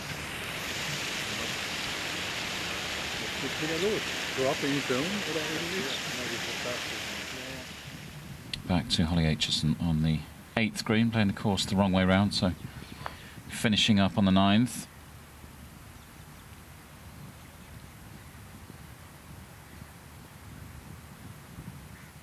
In for par.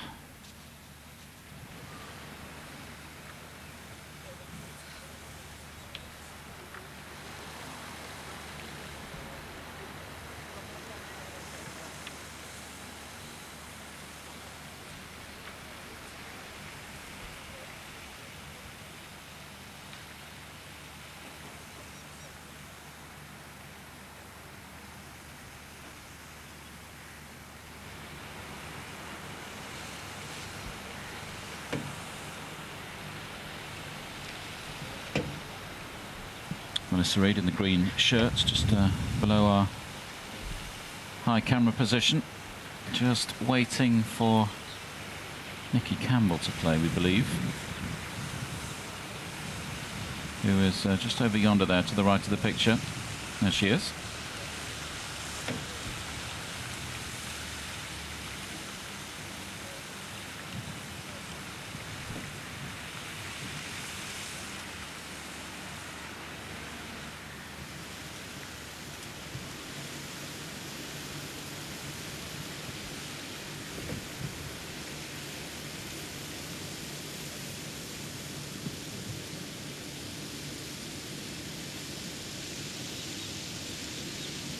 It's an awkward distance now. Just about 65 yards.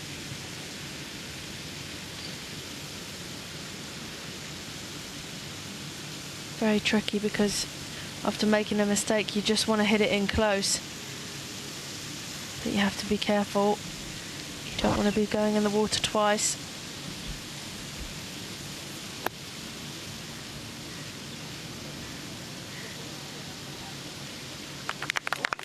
Fabulous shot from Nikki Campbell.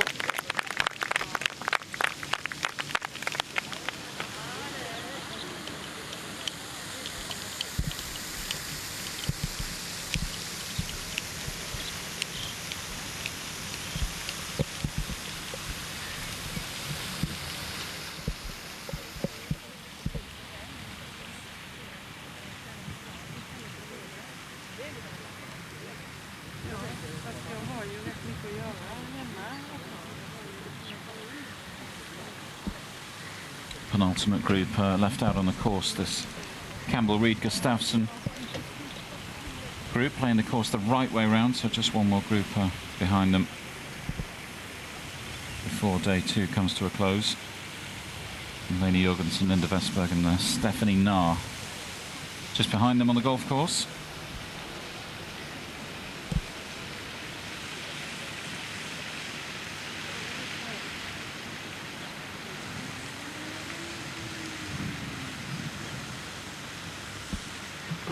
Just a couple of groups left out on the other side of the course, if you like. Rebecca Codd, Louise Larson playing alongside Holly Aitchison, who we just saw tidying up on the 8th. Maha Hadiwi, Pamela Pretzwell, Lucy Williams finishing on 9. Here's Mel Reid for birdie. Chance to move to 6 under, but it's looking like a par. Talking about some of the big names who've won the Rookie of the Year title when we were talking about Amy Bolden earlier on, Charlie. Mel's another, isn't she? She certainly is, yeah. Came out flying when she came on tour. Really impressed. 4 titles, 4 Ladies European Tour titles under the belts. Looks like she's back to her best, which is nice to see. Yeah, first came in 2010 in Turkey, then a couple in 2011, one in Holland and one in Spain. And then her most recent title, 2012, the summer of 2012.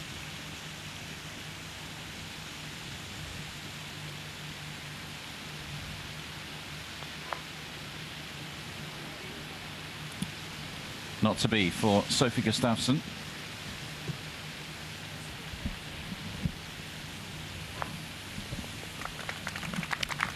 Sophie won't be around this weekend. Tough couple of days.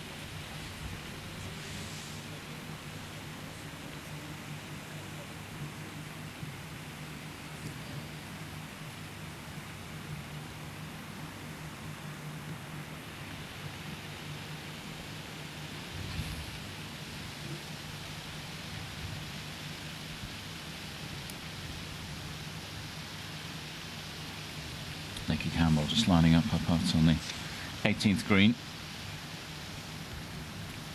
Doesn't want to do too much damage on this final hole, faced with this for bogey. This to finish day 2 level par for the tournament.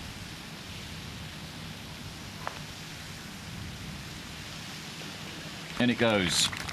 Just give her a good feeling. Limits the damage to a certain extent. But I think you can tell from the body language a little bit disappointed with that final hole.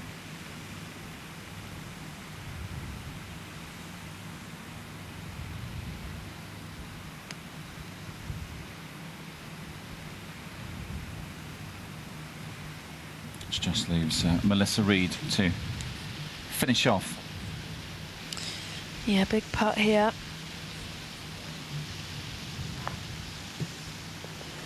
No problem. Nice round from Mel Reid. Yeah, rock solid. Round of 69, 3 birdies on the card, no bogeys. And a second successive decent round from Melissa Reid, the Englishwoman from Derby. Should be pretty happy with things after those couple of days. Big Derby County fan should be pretty happy with the championship table back in England. Derby, top of the league.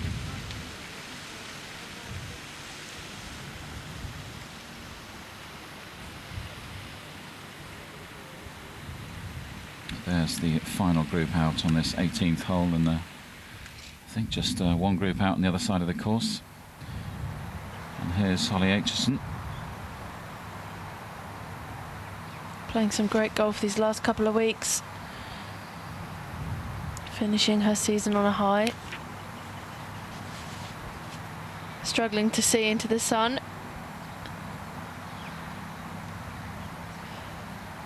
I was willing that to grab for her, but it didn't quite stick its heels in, did it? No, still a decent result though. She'll have a birdie chance on the 9th hole. That will be her final hole, of course, of the second round. So looking like another decent day for Holly Aitchison. But in terms of top marks, got to go to Shan Shan Feng in terms of her performance after 2 days. 4-shot lead over Charlie Hull.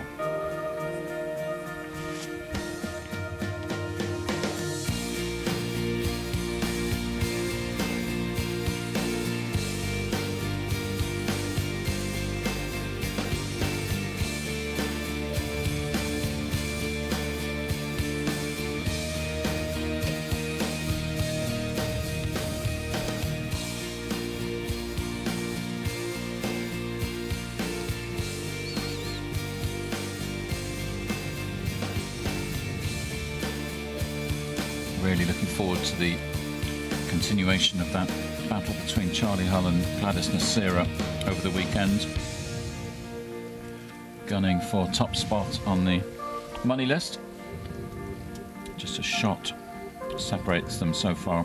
Gladys Nasira, of course, arrived in Dubai in great form, won in India last weekend. Charlie's been busy too.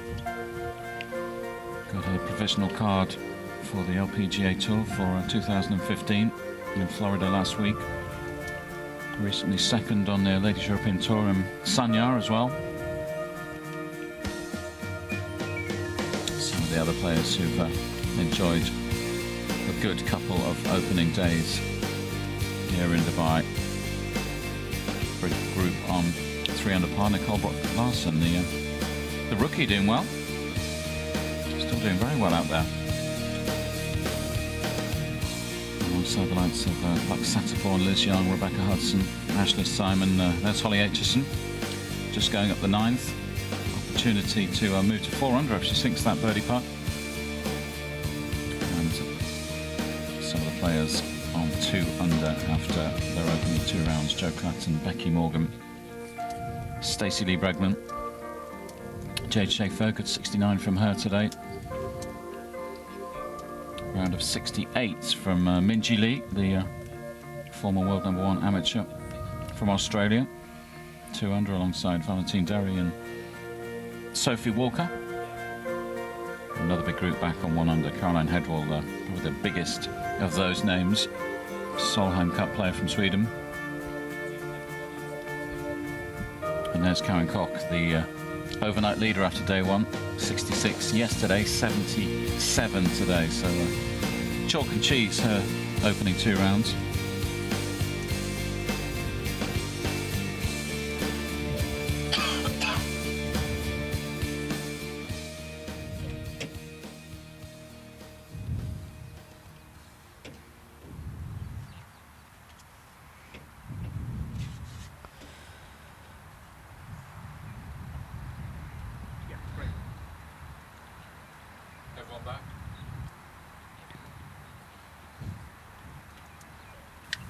Daylight fading fast in Dubai, coming towards the end of day 2 at the Omega Dubai Ladies Masters.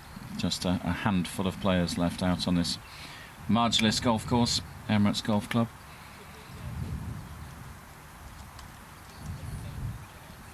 Certainly Shanshan Feng has been the talk of the town in terms of the golfers who have assembled at this 4-day tournament, the last stop on the Ladies European Tour calendar this year.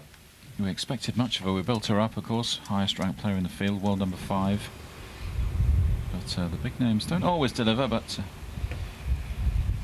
you can trust Shanshan on this course after the exploits of 2012, where she blew the field away, won the tournament by 5 shots. 21 under par was her winning total. And she's over halfway there already. 11 under, of course, after 2 rounds. Look forward to enjoying more of her golf through Friday and Saturday. Of course, the weekend in this part of the world, Friday and Saturday. It's why the tournament comes to a conclusion on Saturday afternoon. Now back with Holly. Missed the birdie putt, so this for par to stay on 3 under. Carefully does it. Oh, that's a shame. Yeah, you could just see there it was starting to slide away to the right. Disappointing end to her round.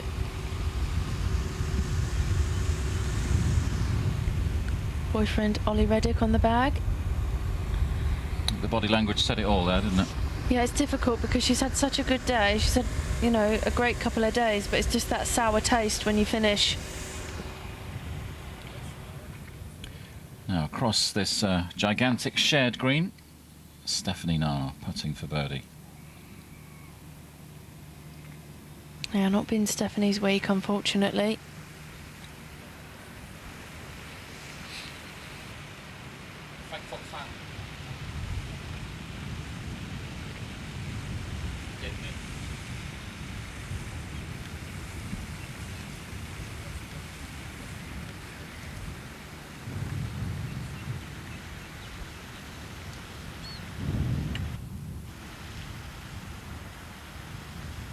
Last group out on the course, playing the course the right way round, finishing on the 18th. Jorgensen, Vestberg and Na. In fact, there should be one more group who should appear on the 9th green in a few moments' time. Hadiwi, Pretzwell and Lucy Williams. And then we're done for day 2.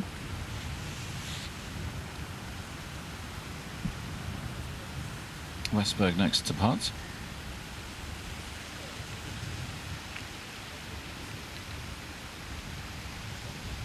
Two putts to make the cut.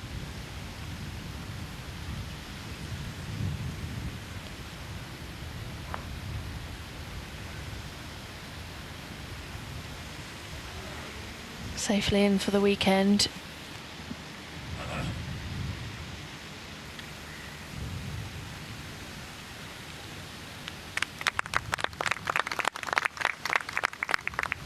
Job done, 2 putts. Should be seeing a bit more of Linda.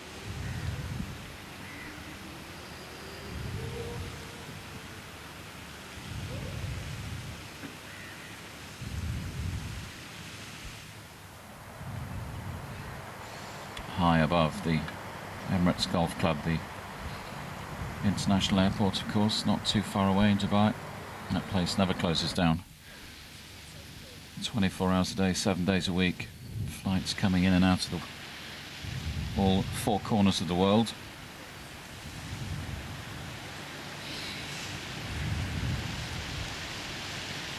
Lainey Jorgensen.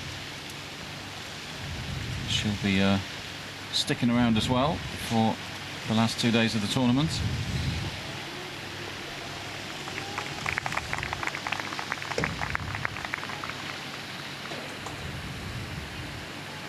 Four birdies on the card today.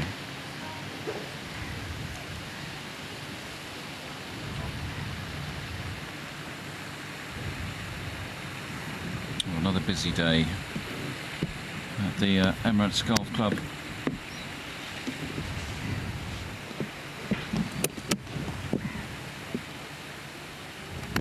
The great thing for the spectators and the media and the tournament in general is pretty much all the big players, Charlie, have performed as we hoped they would, haven't they? They're all up there. Absolutely, yeah. It's set to be a very exciting final 2 rounds. All the big names are right there in the mix. There's confirmation of the live leaderboard, the end of day 2 in Dubai. Shanshan Feng, the world number 5, sitting pretty at the top of that leaderboard. 4-shot lead over Charlie Hull. Charlie came within 2 shots, remember, if you weren't with us earlier. Made a bit of a mess of the 18th. A double bogey 7 on the par 5 18th. Just picked her back to 7 under, but still a decent round from Charlie. And, certainly the case in terms of that battle for Gladys Nasira in the race to win the Order of Merit list. But you've got to take your hat off to Shanshan. She's pitched up as the favourite, and she's delighted us with some great golf on day 1 and day 2. Let's take a look at some of her highlights from her second round. Of course, she went out early today. Early alarm call for the world number 5. But the good news in that respect, Charlie, is that the conditions tend to be a bit calmer, and she made the most of those early on. Absolutely, yeah. She was out in the windiest part of the day yesterday. Seriously impressive with that round of 66 in round 1, and continued her fine form again into today. Just really dialed into those pins.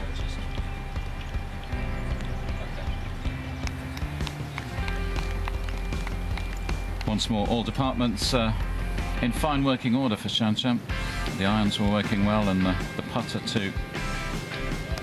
Like we said earlier, she just puts herself in position to have makeable birdie putts, and eventually some are going to drop, aren't they? Yeah, she's never too far away, and we mentioned it earlier that even when she does miss a putt, it looks like going in. Every single putt she hits looks like going in, so be interesting to see how she scores over the weekend. Yeah, you would expect her to find yet another gear over the weekend. That was the tee shot on 7, the birdie on 7, and another great shot on the 8th. Of course, she was playing the course the wrong way round. Started on the 10th, so finished on the 9th. The tricky 9th. In it goes on the 9th for par. And once she had visited the scoring hut, we caught up with Shanshan next to the 18th green. Congratulations, another fantastic round of golf in Dubai. You must be very pleased with your form so far. Yeah, I think yesterday I played really well, and today I didn't make as many birdies as I did yesterday, but it was a bogey-free round with 5 birdies, so I think I did really well. And you're in the perfect position, presumably. You must be pleased with your position midway through day 2.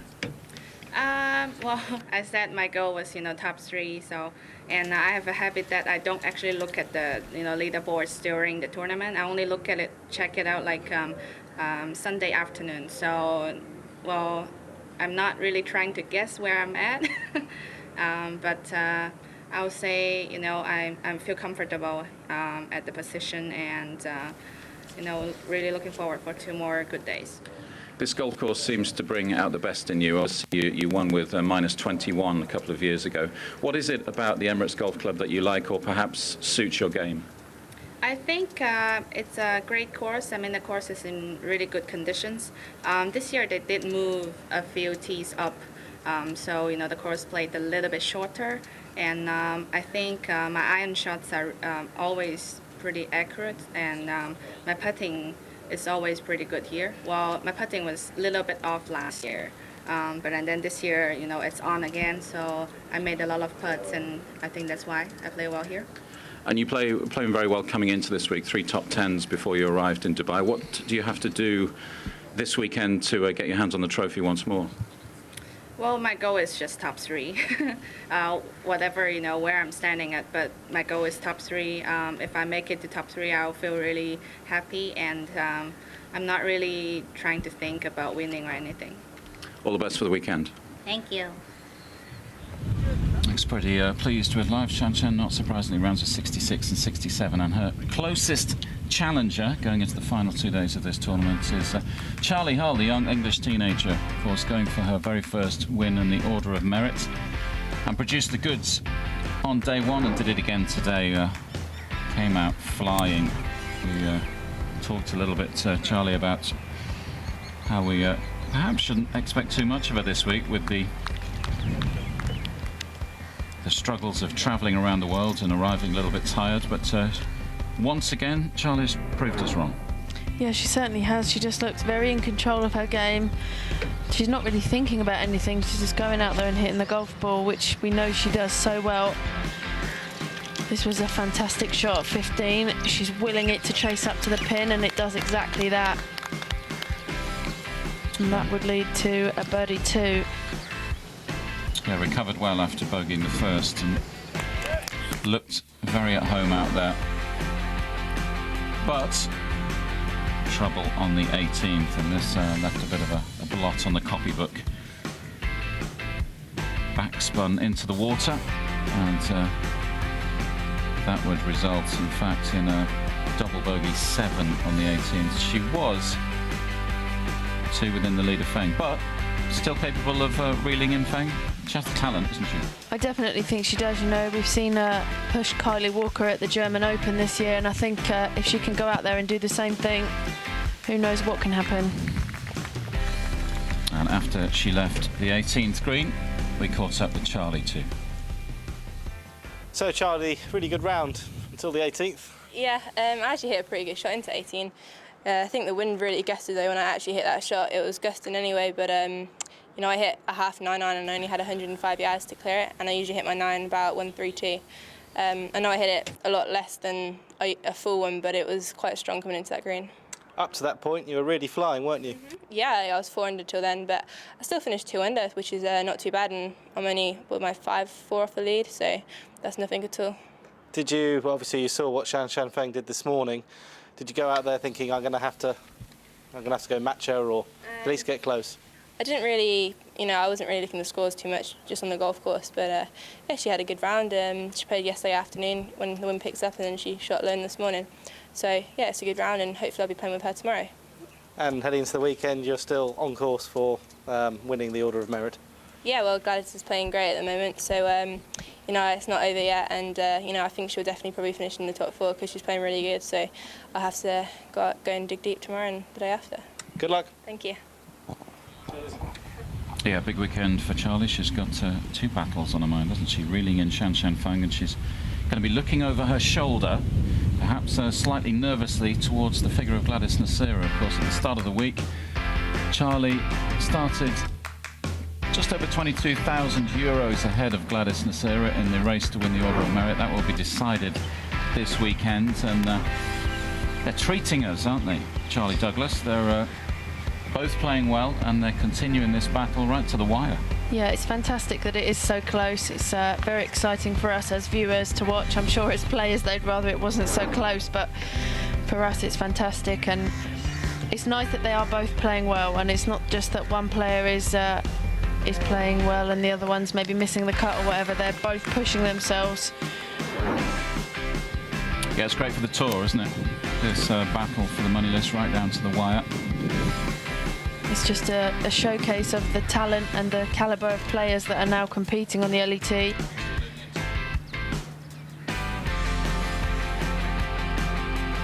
Yeah, solid round of golf from Gladys Nasira. No bogeys on the card today. 69 on day 1, and she matched that today. Birdies on the 9th, the 11th and the 13th, so a real purple patch around the turn. And she parred the final hole, the par 5 18th, to wrap up a very tidy round of golf indeed. Oh, it's been a long day, a busy afternoon at the Emirates Golf Club in Dubai. The sun literally setting on the tournament towards the end of day 2, and we will leave you with confirmation of the leaderboard as it stands. This is going into the final 2 days of the tournament. Shan Shan Feng, rounds of 66 and 67. She's our leader by 4, but we'll keep a close eye on all those players just behind her on the leaderboard, packed with quality. And there's plenty of players still within striking distance as well, like Carlota Ciganda, Leanne Pace down there as well. They know what it takes to win on the Ladies European Tour. And some more big names a little further down. Nicole Brock-Larsen, third in the rookie standings. She's having a good week as well. Jo Klatten down there. Minjee Lee, the former world #1 amateur player as well. Good round of 68 for her today. Leaves her on 2 under. Val Derry, a winner on the Ladies European Tour. We saw Holly Aitchison tidy up her last hole of the day on the 9th a few moments ago. Not such a good day for Karen Koch. The veteran Swede was overnight leader alongside Feng after day 1, but a rough 77 for her today. And just a reminder that all these players will be making the cut. Those on 1 over and 2 over, and that's where the cut's falling, 2 over par. A busy day, but plenty more great golf to look forward to in Dubai. That's all we've got time for today. Really hope you've enjoyed the golf and that you'll be back with us tomorrow on day 3. Until then, it's bye for now.